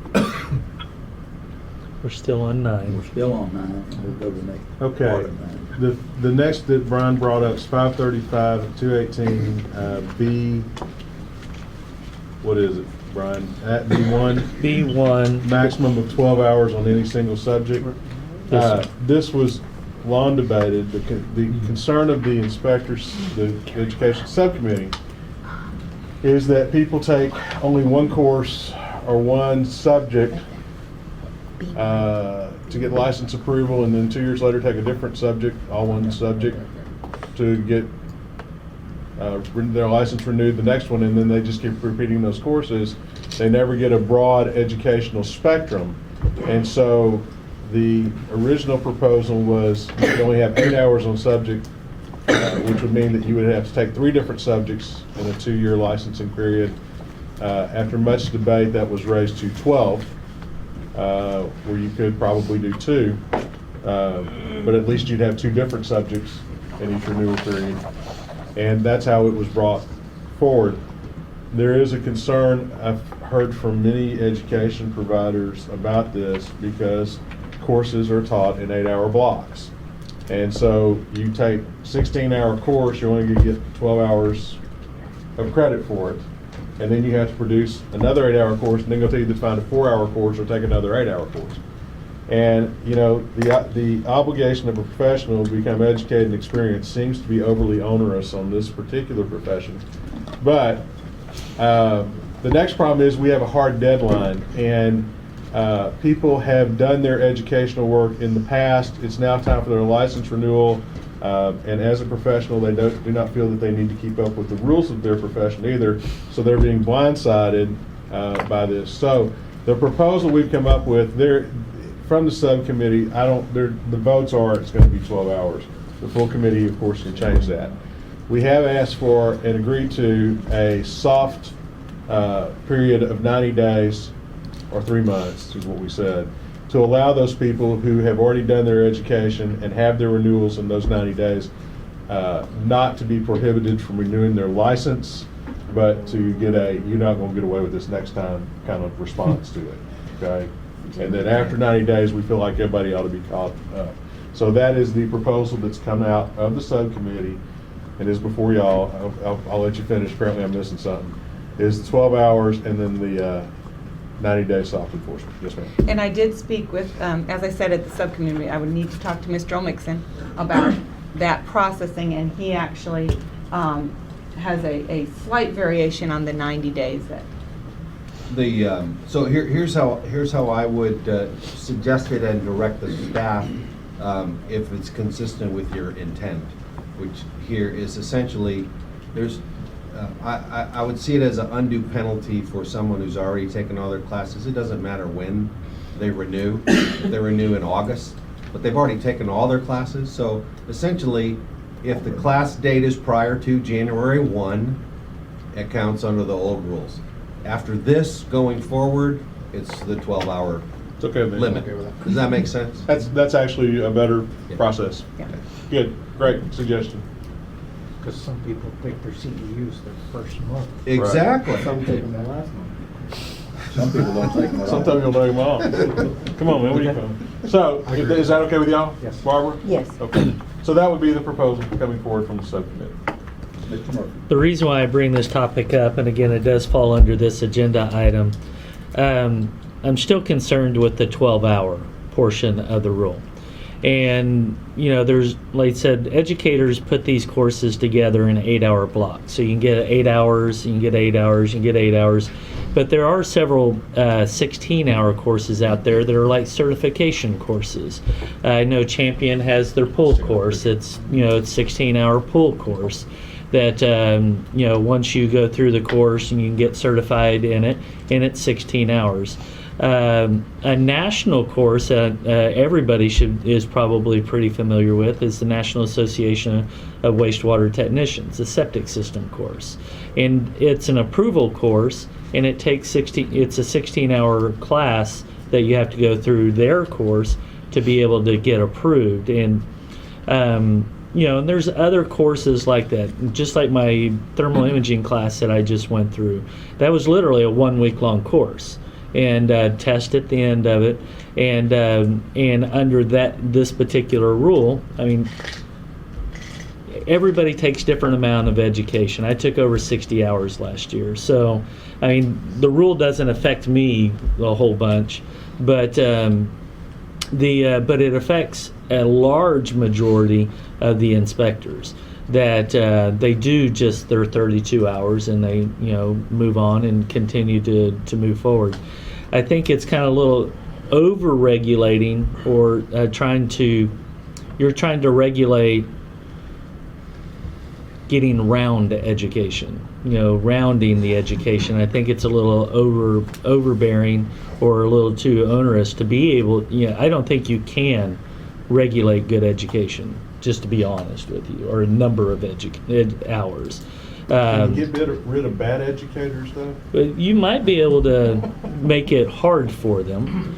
I don't know if you'll ever get around it. Money's money. Applications are applications. But I really strongly believe if you're going to put it in number of hours, then it should be at least 16 hours. And the reason why I say 16 hours is because a person who goes and pays for a 16-hour course should get full credit for that whole 16 hours. They spent the money, they were there for class, they should get credit for the whole 16. And if it's a 24-hour course, I'm actually okay if it only is approved for 16. All you're going to do is change the way the educators operate. They're going to split up the courses and make them increments of 8. And they're going to get the same darn education with 2 different certificates. So, you're not really changing anything by making it the 12. I actually have 2 recommendations. I would rather see the number of a single course just go away, period. And if you're not comfortable with that, I would like to see it be 16. A block is 16. Don't break it up in the middle of a class. Make it a 16-hour class. That way, somebody who spends their hard-earned money to go to class get full credit for being in that classroom. Okay, they take time off, you know, and let's just say the average inspector, I'm hoping you're making $100 an hour, okay? They sit in class, they're out $800 because they're sitting in class. Plus they paid anywhere between $99 to $250 for that class. So they could be out $900 to $1,100 that day.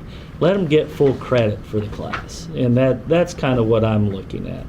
I would, again, rather, my first option is let them take as many hours as they want, you know, and turn in the credit. They're still required to get that 8 hours, so let them fill that 24 hours in with whatever they want. You know, and that if you're not comfortable with that, make it a 16-hour block so it's fair to the people who are sitting in that classroom. And that's what I have for you. Throwing it on the table. Any other comments? And I understand where you're coming from there, and as a person that takes a lot of those classes, I am getting full credit for it, primarily with the entity that I'm taking the class for. I'm double dipping with TREIC, and they're kind of limiting the double dipping, is all they're doing. I mean, for the most part, for most of us. You know, you're getting full credit with wastewater, and you double dip 12 hours of it with TREIC instead of 16. I can see both sides of it. The main intent was to diversify the education,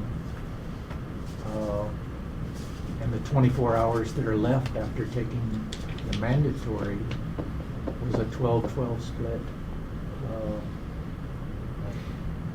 I think that was, like me, like a lot of us, we're getting full credit for it. You're getting credit for knowledge and sitting in the classroom. Well, you're getting full credit with wastewater and partial credit with TREIC. I think you should get full credit with TREIC because you spent the time to be there and go through class. But You you're there spent for the wastewater, right? well, that's any class though, is what I'm getting at. There's phase inspection classes. There's electrical classes. You can have 8 hours on just grounding and bonding. And then now you can't take another electrical class for 2 years, and get credit for it, because it's a single subject, right? And that's you're going to be considered electrical. You really made this tight. This rule is very, very tight. And used to be, it could be a topic. Now when you took it down to a subject, you locked it down. I have to say this it's really interesting how we perceive things, because you said, oh, we'll do whatever we do. If we go to a 16-hour class, we'll just change the way educators provide the service. But we won't change it to where they'll provide 12-hour courses. Instead of a 16-hour course, they'll just provide a 12-hour course and a second 12-hour course. That can't possibly happen. Every other scenario could. So if they're going to change to go with what the rules are, they'll change to go with what these rules are. You speak. You're the big proponent on this one. I mean, that's a big point for me too. I mean, once the rule is changed, educators will change based on the rule. My original intent was to leave it at 8.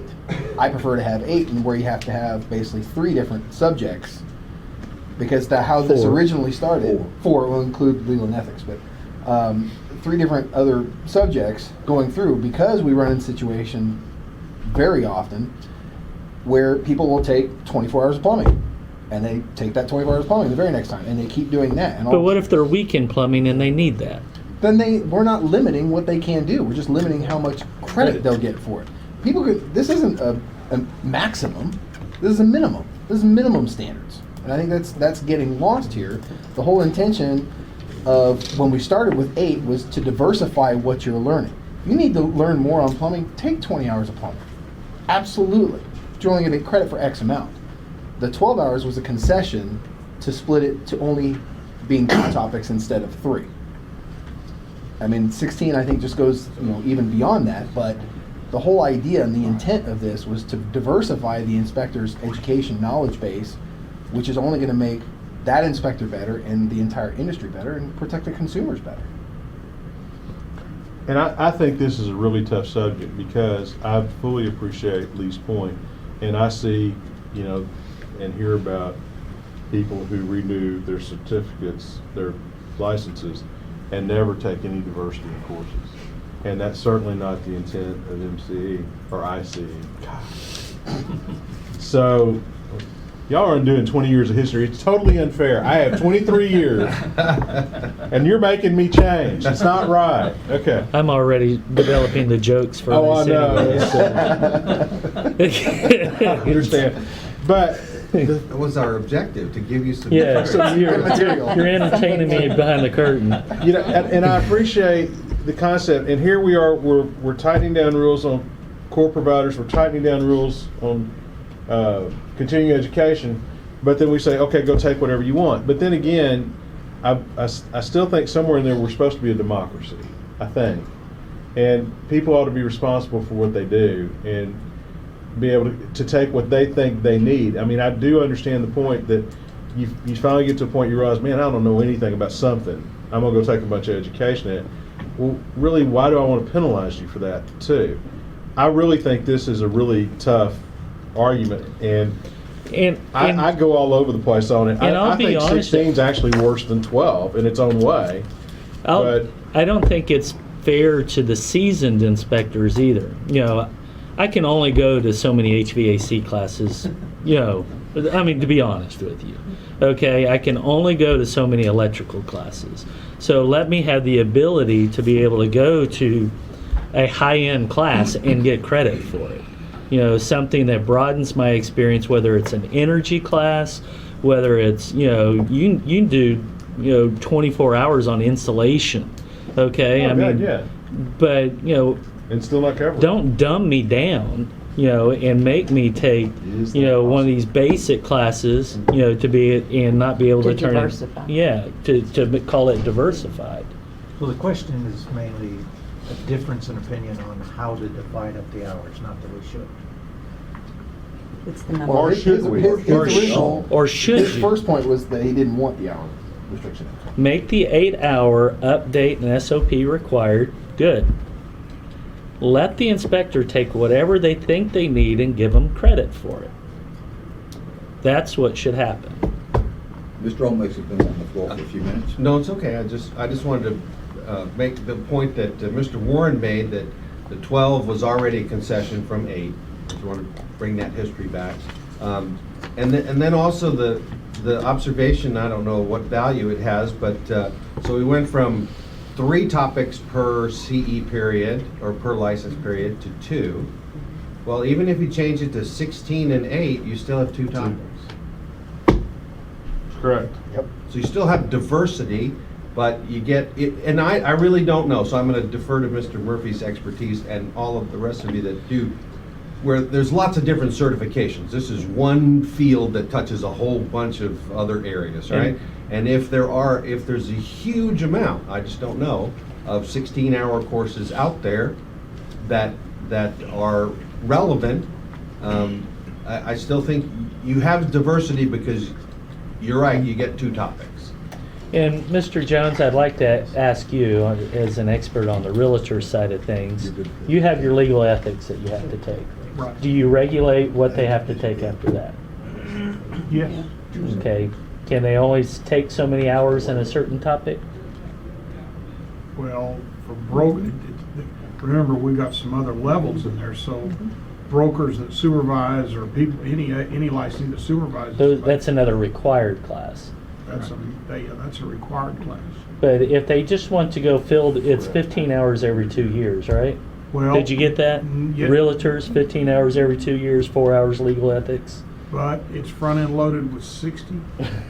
For the first 2 years, you have to take 60 hours. There's SAE requirements, and then you go into. But after that, it's After those 2 years, then yeah, it's it's 15 hours every 2 years, right? 4 hours legal and ethics. See, 5 hours. 6 hours 6 legal hours ethics. legal ethics. 6 Okay. hours broker So responsibility. they fill the rest of that in with whatever they want. 12 hours.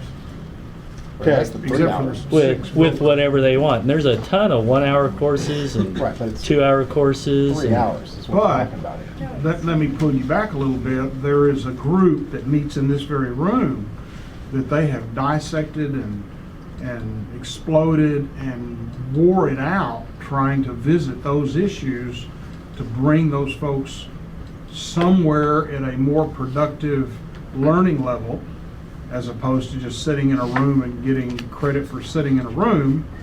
And those folks, if I just had to venture a guess, because I have to be a little bit at arm's length from them for a reason, I think they're probably 3 to 5 years away before they start to really reach some conclusions of what is best for, using your words, the consumers, who benefits from all this. So we're studying that.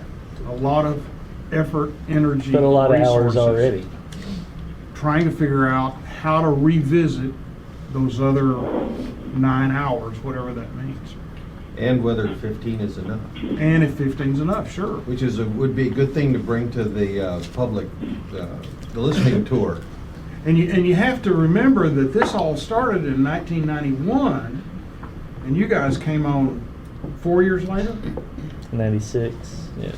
5 years later. Yeah. So this Continuing was kind of a really foreign territory. They didn't know what they were doing, and we've just stuck with whatever the legislature said at that time. But we've got a group that they're working hard, and who knows where that's going to end up. So When you start talking about designations, I mean, even just the GRI designation, that's 120 hours. That's a lot. But I'm only getting credit for a couple. Look at a CCIM, that's 5 years. I mean, do I like the fact that I just spent all that money on 120 hours of education? I got credit for what, 9? No, I don't. But it is what it is.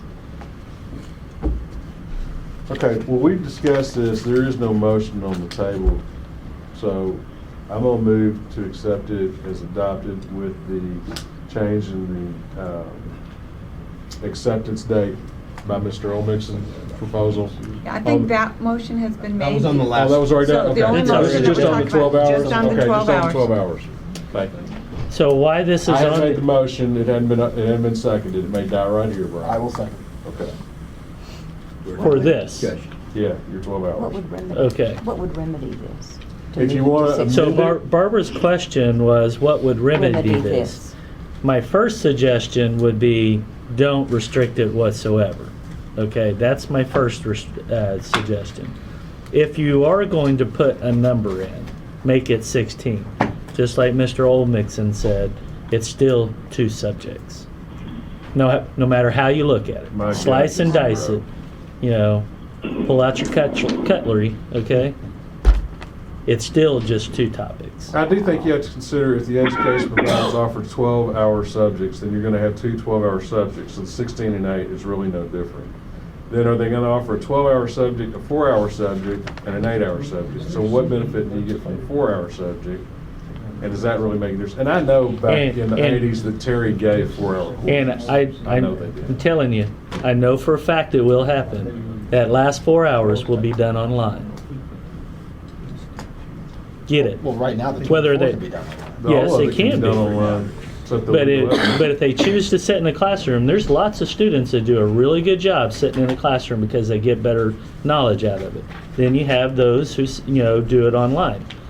It's acceptable either way for them. But if they sit in a 16-hour classroom, they are going to go to the internet and get that last 4 hours. Okay, they're not going to sit in the classroom. We're still Got open for hands up discussion. over Yeah. like just a moment. So you're making, your suggestion to change it? Yeah, you made a motion They got to a open motion it, right? Motion second, we're in discussion part right In now. discussion, so you're allowed to make, Who wants to be first? Brenda Roback, TREIC is opposed to limiting the number of hours to 12 hours. I say that Brian is correct in his assumption. It still would be 2 classes, so 16 hours would be a much better scenario. I agree with Derek McMullen. I agree also. The inspector's got to have more personal responsibility, and it'll weed out itself eventually, hopefully. The other thing is, if you're going to force us to take 12 hours of a course, you can go online right now and take an 8-hour course in 20 minutes. And that's not going to help the industry at all, or the consumer. Correspondence online. Jonathan? I have a question on, Jonathan Lang, Houston, I have a question on, a point of clarification, actually. Brian, you mentioned just a few minutes ago that the subject matter would be limited to electrical. the way it's single, I mean, single not solely, subject. but under a single subject. So let's say, I couldn't take, just as a point of clarification, I could not take a course on panel boards, something like that, and then take another course on branch. Right. That all We- falls under Right. electrical, When and we limited first to 12 hours. When we first talked Yes, about sir. this, we thought that you could break down electrical into multiple different components, and it Which you wouldn't be. could. We can, we haven't, and that will take some time. And under the way the rules are currently structured, it is the main subjects, which I think there's 7 different Or types. so Well, if you Okay. take, So over if you over take a a, period, I'm toast in that. 2, yes. Not good. if you take an electrical class that's 8 hours, Every 3 years. you could take another 8-hour electrical class, but only get 4 hours of credit. Right. Right? Correct. So, right now it's per subject. Yeah. And all the optional falls under one category? Yeah. So if you So, take 16 hours of pool and 8 structural- hours of septic. Right. That's correct. You're Now, done. we have to change the rules to get through that, and there is a matter of timing. And we didn't have that kind of time. But by preference, I mean, I would love to see an 8-hour course just on individual components in a major header. We're not doing it. So, That a motion and second, so what I'm looking for is just for the spirit of it, to keep it, what your intent is, I make a motion to change the 12 to a 16 hours. Do I have a second? well, I think You got a motion and a second. Yeah, we do. Well, he can make an amendment But then you have to vote on the amendment before you vote on the full motion. Or I thought we could change the motion if I took We gotta the vote on the amendment. amendment. If technically, you should vote on, it's the same, Vote it's on the the same amendment difference. first, that's fine. Vote on the amendment and then vote on the. That's fine. Did you go, did you move to amend? So you have to move to amend and somebody has to second that motion. I move to amend the original motion to change 535218B1, the hours required that are accepted from 12 to 16. I have a motion. Do I have a second? A second. I'm gonna shoot you. I brought this up this morning. All in favor? Aye. Aye. Aye. I believe the motion carried. The amendment carried. The amendment carried. carried the motion. Okay, I have a motion. I move to amend the motion for Brian's motion. I need a just have second. to You don't have to, you would just Yeah. call the Just vote did. because you Call the amended vote. the hours and now you Then just call the vote. I'm calling for a vote on the motion that was amended to 8 and 16. Wait, No, wait, wait. 16. Just to 16. Yeah. To All in approve. favor? Aye. Aye. Opposed? Opposed? Motion carried. So it's moving from 12 to It 16. is 16. Thank you. So they both, a majority. Yes. The second one won. The amendment was voted Amendment first. voted The original first. motion was never voted. we The done with this amendment vote was now? voted, and then we voted done to with this accept vote? it under the original motion. Basically 12 went to 16. 12 went to 16, Steve, so I got that. Okay. So for clarification for those in the room that are still kind of guessing at it, it is on a single subject, so you can take 16 hours on a single subject and get credit for it. So if you're taking 16 hours, you went to a classroom for 16 hours on electrical, you get all 16 hours of credit for it. If you go to Yeah, 16 yeah, hours yeah. for pool, you get all 16 hours for it. If you go to 16 hours for framing and rough ends, you get 16 hours of credit for it. But you can only get that credit the one time during a renewal period. Can't You have take to that get same some- 16 the next. Can't take Yeah, that same yeah. 16 and get credit for it again. Right. All right. And so I think the thing that the education providers need to understand, if you get the same people taking the same stuff all the time, it's gonna be changed again. Okay? They're not on credit. Well, but it will be changed again. I think you have a question behind you. Jim Howden, question on that 16, could it be 2 8s in the same subject? Yes. Yes. Yeah. I'm for it. I have another question. That effective immediately? No, it, No, it's got to be Once, it's proposed. got to be approved by the commission and then So- at least. People that are currently It is- in their renewal, They do what? Yes. and then units of fall eight. back to that Yes. when they That- took the course. Right. yeah. Right. Because everybody teaches 8 hours. Right. And Roy, you weren't in the room a while ago. If they had already got all 32 of their continuing education hours and it happened to have 24 hours in one subject, before January 1st of 2014, they fell under the old rule. Okay? If they did it after January 1st, they fall under the 12-hour still until it gets approved by the commission, which could be, it doesn't mean it will be, could be sometime in April. April 28th is April the 28th. scheduled meeting at this point. Okay? So that kind of gives you a timeline. All Or right? effective 20 days after.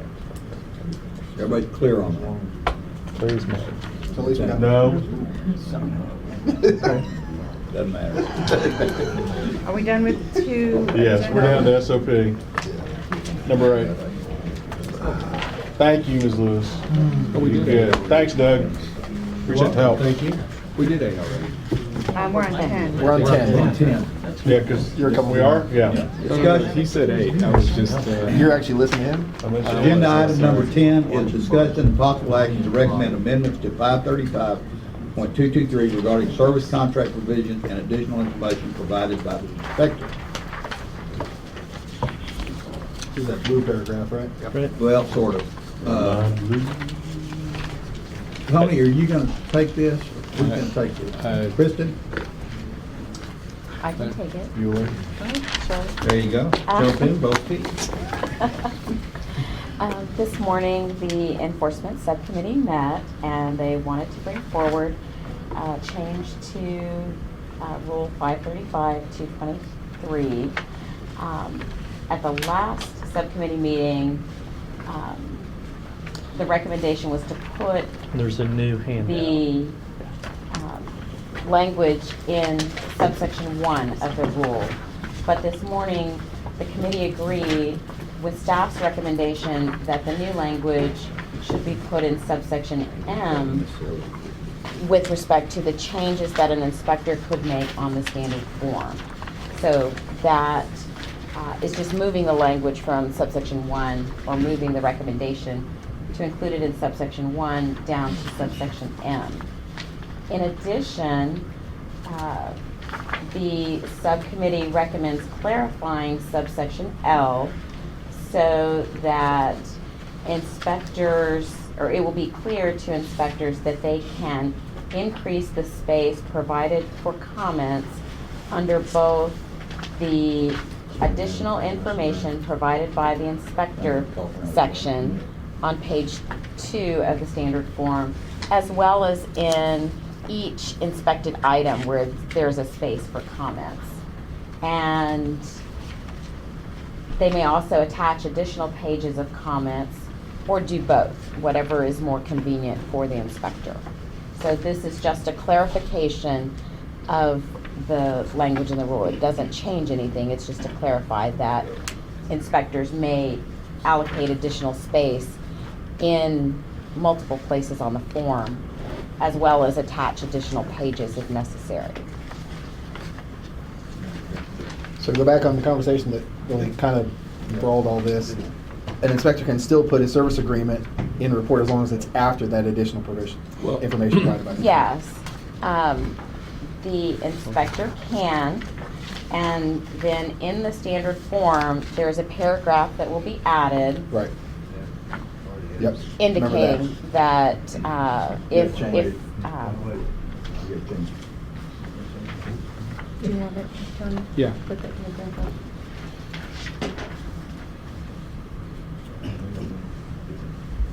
and that's the same language that was previously discussed. Yeah, there was, With a couple of corrections.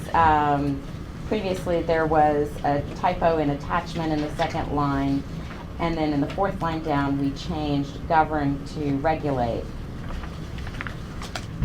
And that's only if I decide to put my contract in no, my inspection report. it will be a permanent fixture of the report form. That's why it says may here, right? This doesn't change what you're allowed to do. You don't have to include it. It's just a notice So provision. I've got to put that in my report. And may This is part of the. It will be the standard form. This would be So part that of the will be on the preamble. standard form. This So, language. so if the subcommittee chooses to adopt this, you will have, 7-3, it may turn into 7-3A. And it will be a required addition to the preamble, okay? You just add it as part of your template. So you would just add that to your template. So that's, Do you think it'll change the form number, or is that just? well, Confident it will. well, it's a modification of the form, so So you've got to. it probably would, it'd probably be Yeah. 7.4. Yeah, it'd probably be 7.4. We've had it in place 7.4. for 40 days now, my gosh. Because that way you know whether or not you're using the correct, staff will know whether or not. Exactly. You've got the Other than the fact that Yeah. it's there. I mean, that paragraph will probably stick It's out going to change the a lot form more than number. the 7. If it has to go through the Texas Register, it's changing the form number. Okay. Well, But it's just extra would it information for be the able consumer to to know leave it whatever's as below that line. REI is the government. 7-3 revised? So No, whatever. it's too Yeah. confusing. Hey, Brad, you're losing Every control. time we change Yeah, we'll change such that. substantive Lost control was language, A we was change one. the form number. So people don't get confused. Are there any questions? There's probably going to be several. Mr. Wilcox, do you have questions? Yeah, I do. Hang on. I have one problem, and it's a chicken problem, but while I'm looking over the other, I'm gonna get to it. Paragraph 4, the inspector shall renumber the pages of the standard form. How did it get to be standard? It is a You standard. passed it down. Because Consistency of promulgated. term. it's just consistency of the term Consistency of used in the, throughout the rule. It's referred to as a standard form right here, which is language that was already there. Under 1, in quotations, it says the standard form. So we just, to be consistent throughout the rule, Yeah, made that standard form. 535223, standard inspection report form. All right. And if you read through everything else, it says standard form. Right. They missed one. When did that They're throwing standard in just that spot that they Make it saw. consistent. We're going to include a service agreement / inspection contract or a contractual term between the inspector and the client with the standard form under the additional information provided in section or as an attachment to the standard form. Yeah. That says absolutely you can put it in the report form. Yes, sir. Yes, So- because the lead-in is subsection 3. Okay, that's what I'll make clear. So the intent I'm good. of, the intent of M is to say it is legal for an inspector to attach the inspection agreement under additional information or as an attachment as well. Okay, that's what I'm reading. I want to make sure I'm reading it Yes, correctly. and that is the intent of that. Okay. And with that, we made some modifications to L Yeah, I'm looking. to clarify L, to make sure that the inspector is aware that they can put anything they want in And the that's additional fine. information by the That's repeating inspector. rules that already exist, and it's just. It's clarifying rules that exist. I'm fine. Okay? I'm fine. Okay. I'm good to go with it. So M was added to let you know it's legal to do it. All right? Again, got to leave the preamble verbatim, right? The contract is additional information by the inspector or at the end as an attachment, one or the other. Clarifying. Did we, You don't have a motion yet. I know, I've got a question. We've got that highlighted and underlined in blue. That's just to show the change. That- It doesn't have to be underlined. And doesn't have to be So- Blue, it doesn't have to be blue, but it And does, will I it- mean, it would be, it would Capitalized. all caps. and yes, not sir. bold. Yeah, the bold is also. Caps and bold. You're able to I thought we you're were- able to change typeface. I thought the underline was part of what we were And that's just requiring. really, that's the only change in the report page, just that addition. Yeah, that addition that pushes that down just a little bit more. You need a Before motion? we need a Well, motion. let me just clarify. It's bolded and underlined to show. That's how we show a I change in understand. something. So that's up to you whether you. I mean, all caps is Just agreed caps on. is fine. Okay. All caps. Just as fine. Okay. So we need a motion to, and I kinda would like to do it in two motions. For the rule, and then the report form. Absolutely. How do you like to make the motion? Move them, Mr. Move. I would like to make a motion to make changes to 535223 standard report form. Make change, the recommended changes as seen on L and M And 4. and 4. Thank you. Second. Now you can open it up for, Any discussion? Any comments from the public? Hearing none, call for a vote. All in favor? Aye. Mr. DeHart, Yeah, I can't hear you, that's why I'm asking for you. I'm sorry. In favor. Okay. Any opposed? Motion carried. Now, Mr. Murphy, would you like to go with the second part? I would not like to make a motion on this. Why? I'll Leave that move one to in. accept the language included in the report form as capitalized, Are you making a motion? I'm making a motion. Fonts, not underlined, And not vote. and not Just all bold. caps. All caps. I have a motion, do I have a second? Second. I have 3 seconds. So you gonna vote against it, Brian? All in? You just might. Who was the second? She got it. We're now open for discussion on this item. Any discussion? Hearing none, we'll call for a vote. All in favor? Aye. Mr. DeHart? I'm sorry, am I not speaking loud enough? Yeah. Well, everybody else is talking and I can't hear your vote. Any opposed? Aye. One motion Why? carried with 1 no vote. I don't want it added into the form. You can have it in the rule and say it's okay, but you don't have to put that language in the form. Number 11. Okay. Up to 11? Agenda item 11, discussion possible action regarding clarification of 535.222.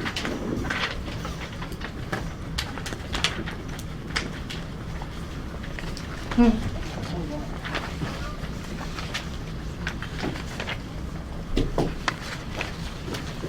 we have paperwork on this one? It's a letter from Cahill.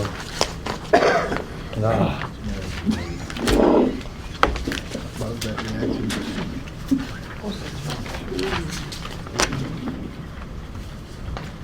I have his.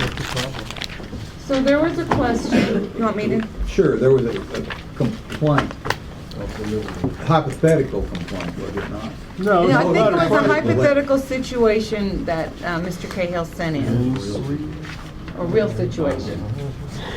And there was a concern whether the language in this rule was clear enough, and I don't have it in front of me, but I believe the situation was an inspector performed an inspection, didn't get payment, and didn't have a contract for payment, and before he delivered the inspection, I guess he wanted that, and the real estate licensee said, wait, under the rule, you have to deliver the form to the person within 3 days, unless otherwise agreed in writing by the client.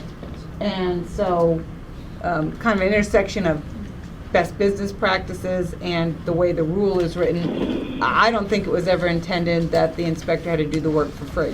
But if this rule needs to be clarified, that's for y'all to. There's no contract Right. without represent, Right. what's the term? Consideration. Consideration. So if there's no contract, the rule The doesn't rule apply. doesn't stand. That's not true. That's, That is not true. to my interpretation. You have a license, the rule applies. Yeah. Okay, the work that you do under license, the rule applies. The real question is, so you don't take the time, you have a standard agreement, but you don't get it signed. Okay? Then you do the work, then you say, you give me the check, I'll give you the report, right? That's kind of typical, well, because I don't have it. If I had it, I could just sue on the contract, which you could do, but they didn't have it. Didn't have a signed contract, and this inference came out that the rule says you got to deliver within 3 days. Well, that's not, that is, we don't believe that's ever the intent of the rule, is to penalize the inspector, however shoddy or meticulous their business practices are. Because you still have. Or where they get their education, either, Doug. Even if okay? you had an agreement, if they hadn't been paid yet, you'd still have to sue on the agreement, right? So it kind of doesn't matter. You did the work. This rule should not be interpreted to put the inspector at a disadvantage that says, this report has to be delivered within 3 days. It says it right there. I don't care if you've been paid or not. Without the agreed monetary exchange. Consideration. Regardless of. Consideration. But it's not, I'm certain, I just feel this deep in my bones that there is no proposal on y'all's end that the commission would put in a rule that says, if you don't get paid, you don't have to deliver a report. If you don't get paid, you don't have to deliver a report. Right. Yes, absolutely. You would consider that as a rule? Well, I'm not sure. If there's a contract, they would have to sue in the contract. If you have an agreement, Yeah. okay? If you have a written agreement, you need to live up to the terms of that agreement. And Which that's a means civil somebody's matter. gotta But get that paid. That's a imposes a civil matter. limitation on the consumer. And the inspector, both. All right. I'm gonna have to Which would revisit be my great if you contract. had an You agreement. know. And it was signed by both parties. That would be really good. But do you There's have a a good resolution of this, practice. Mr. Olmixon? I'm really curious. But there's a lot of inspectors that don't get a signed up Resolution. for doing inspection. Resolution. No, well, we just wanted to make sure that that you would agree with our interpretation that you could hang on to that and say, you bring me a check. Right. And you can have your report. Right. Absolutely. That's my corporate policy. I don't get a check, you And don't get when a it, report. and when a complaint comes in that you withheld, we're gonna dismiss You would it. hope. Because there's no Not everybody issue operates Correct. that way. there.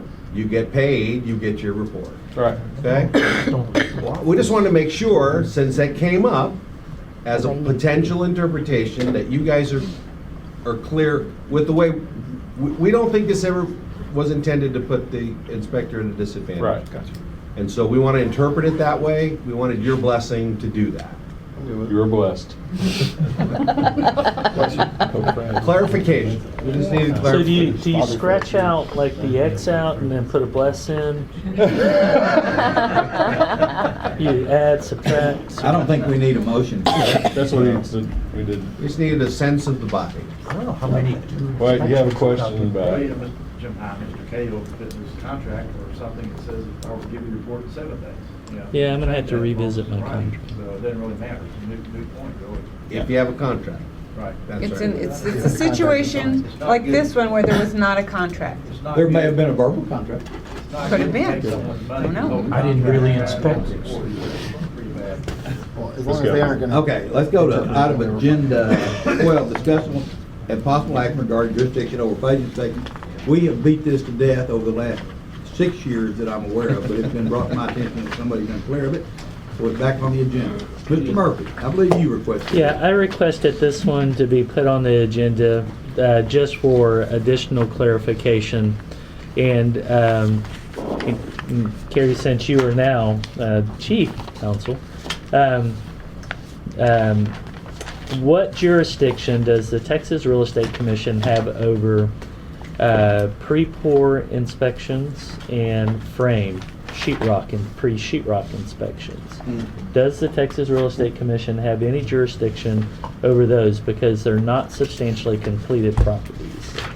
I think that this commission has always held that they are not under the jurisdiction because it's between a buyer and a seller. That's where our jurisdiction comes in. Okay, over completed construction. So if it's substantially complete, let's say that they've built it, they're finished building, they're getting ready to exchange it from the builder to the buyer, and an inspector goes out and inspects that final, it's substantially complete, all utilities are on. Does TREIC have jurisdiction over that final inspection? Is there a real estate contract involved? Well, there's going to be a contract. Yeah, between the builder and the buyer. Yeah. Right. We get down to the transfer title in this issue, and you have different situations where sometimes you'll buy the lot before, and then you contract with the builder, and they build the house. There's not a buyer and seller in that situation. They're their own may have general two- contractor. Yeah. But in the other situation where you find the lot you want, you pick the house, and part of the, there's a two-part closing. In the beginning, you sign the mechanics lien, so you borrow the money to give the builder to build the property, and then when everything's in, you roll that into like a mortgage and title's transferred. In that situation, provided that the property is substantially completed, we feel we have jurisdiction. If title's transferred prior to that, we feel that we don't have jurisdiction over that. I want to ask Commissioner Jones a question with regard to that very issue. I believe we had an issue of this very exact circumstance in Killeen, Texas a few years ago, where a complaint was filed on a final walkthrough inspection of an inspector, and the commission ruled that it was not part of a home inspection. Is that not my recollection, not correct on that? And that's the result of what, who's here old enough to remember who the hearing officer was? Jim. I wasn't Bearded involved. guy? Jim somebody. Yeah, and Katie would, what was her name? She was there. Yeah. I know you Kitty was there. Yes, and it was, what he ended up ruling was that this was an inspection for, not an inspection, this was an orientation for the builder, and the buyer was included. The buyer orientation inspection. Buyer orientation. And that was, the owner of the property objected to that, and on a reconsideration was denied. The buyer is who was the complainant. So, get a little clarification on this. The house had been red tagged. If you're building in a multi-family subdivision, okay, So you got one builder, maybe 2 or 3 builders for the same subdivision. And an inspector goes in and inspects the pre-pour before they pour the foundation. Texas Real Estate Commission is not involved. Let me ask you, who's asking you to do that? A buyer, Buyer. A consumer. A Or the consumer. lender. Not, well, No. no, Could be a it could be a lender for a lot of times draw it is a or lender. something A lot like of times that. it's a lender. But I get hired by the consumer quite a bit to watch construction go up, okay? The person who called me wanted me to get this on the agenda. He does the same thing. And so we're doing a frame inspection before they hang the sheetrock. You go do this big evaluation. So the Texas Real Estate Commission does not have jurisdiction over that one either. We wouldn't assert it. Okay. Because we have this substantially completed land. We're still in this big multifamily subdivision. Right. And now we're headed for the final inspection. Everything's in. They're ready to exchange the property from the builder to the buyer who wrote the contract, make it pretty like this, right? Does the Texas Real Estate Commission have jurisdiction over that final I would inspection? think at that point. If the title is gonna transfer with, okay, at that juncture, okay, then yes. Okay. What made this even uglier was this was before you came to a mandatory form. This was written on the old ASHI form. Oh, this was long ago. No, it wasn't that far back, Bill. Oh, yes, it was. I was there. I was I reviewed it for you. And it came down to where the inspector failed to require the builder, because that's who he's working for, to put a disconnect within line of sight or 6 feet of the outside air conditioner. Well, that's been a long time ago that rule Yeah, line of applies. sight. Yeah, Line of sight. Yeah. That's a long time. So that was the complaint from the buyer, because the city red tagged and held up her closing. Okay. Okay. What we have generally. Essentially a pretty ugly moment. Yeah. What we have generally understood through the years is exactly the scenario you outlined. There may be special circumstances, a weird deal that maybe it doesn't, but that's what I've always understood. When it gets to the final, they're ready to move into it, it's a transfer of title, y'all have jurisdiction. Okay. So, And just brought it up for clarification on record one more time. So if you're hired to do that orientation, a final. The final. Are you working for the builder though? If you're working for the builder, then you have to put that disclosure on on it. what? On the front of your form. What form? Well, I'm just doing an then you have to orientation. hand over, it's written in the rules. Well, I know You that. have to hand over a disclosure. And it's written for you what it should say. Yeah. Yeah. So, We But if took all your there's- brain work. because I know you work with a lot of builders. So if there's no written report generated, I have to generate a one-page report with the disclosure from TREIC and give it to the You builder should for each be house. handing over a sheet of paper and say, this is not a TREIC inspection. No, it comes loose. I've never Yeah. done that before. It's just anything. All right. Okay, are we clear on that? Thank you for that time. Okay, item 13, election of officers. You have to open the floor for nominations? I'll open the floor for nominations. For what office? Let's start with chairman. I nominate Brian Murphy. Second. I heard something that quick. No, second. Third. Fourth. All those. Any other nominations? All in favor? Yay! Congratulations. Yeah. Yeah. Sucker! Feel like you're I'll going open in circles. nominations for vice Yeah, chair. that's really Brian's job. What is this, now. It's his February? job now. Yeah, 10 months. Is that not correct? He is now officially the chairman. Doesn't he finish the meeting? No? You can exchange afterwards. You can do it either way. I don't No, think you we can have to finish stand the on that. meeting. Okay, I'll take a motion for a vice chair. Steve. Second. Any other nominations? All in favor? Aye. I believe the next position would be secretary. Michael. Second. What? That's what you get for not being here. They nominated you for secretary. All in favor? Aye. That's what you get when you're not here, man. That's the way it works. Never miss a meeting, no. Mr. Chairman-elect, Chair, Vice Chair. Vice Chair. I'll turn the meeting over to you for your I subcommittee. nominated all three.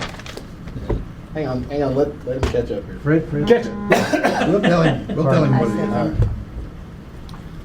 On subcommittees, for enforcement, Brad Phillips, will you take chair of enforcement? Yeah, I'd love to. I don't have any experience in that venue. Yeah, right. Also on that is Greg Eakin and Michael DeHart for enforcement. Educating, right? Education, chair, Steve Reinhardt. Oh, I thought you were going to do Lee. Steve on SOP. No, Steve Reinhardt, chair for education.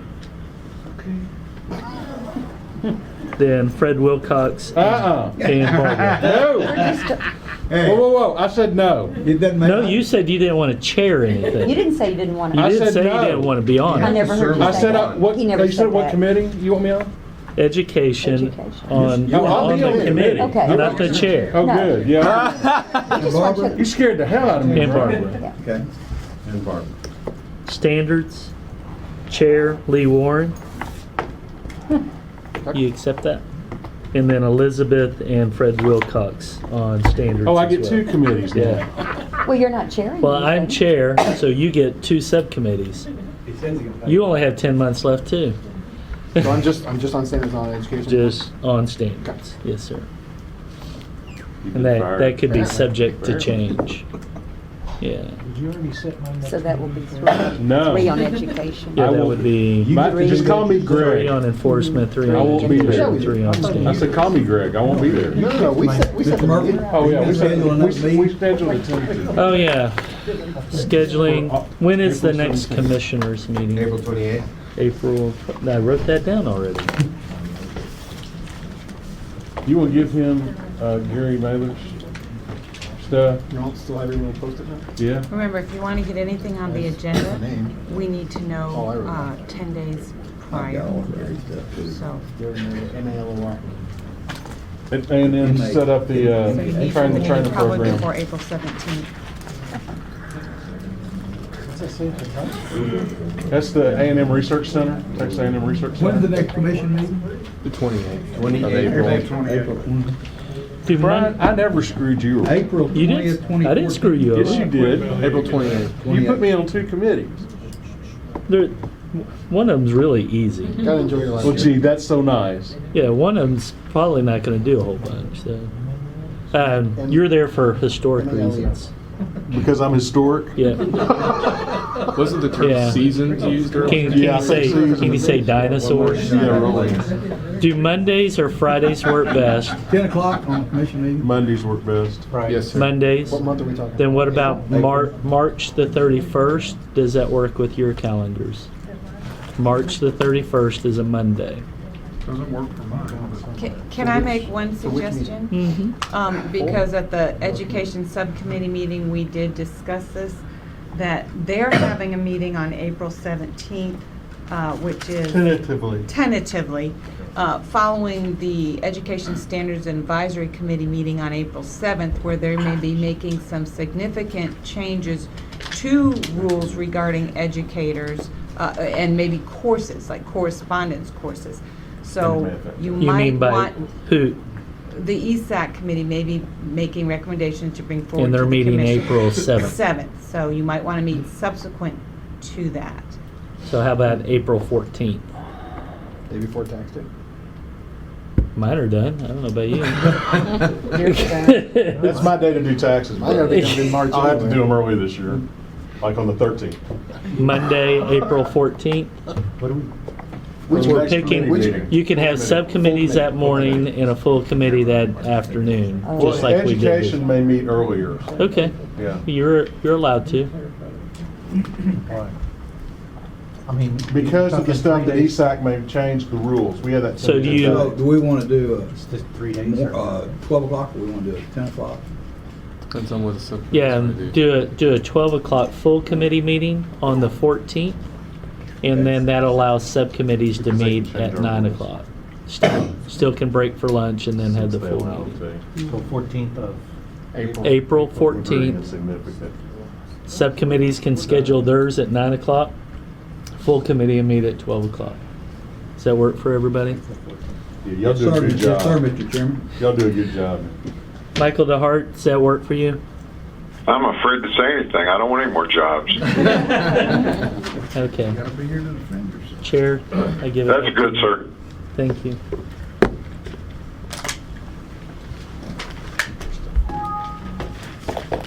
All right, you gonna adjourn? Are you giving it to me, or are we gonna let Brad finish it? The chair will Okay. turn it over to you. Dewey. Schedule. I think we should go back to the start because it was so much fun. I said that this morning. I'll put you on three. Yeah. If there's no other, there are no other subjects to be covered, so we can adjourn the meeting. February the 3rd, 2014 at 2:44. Thank you, everybody, for being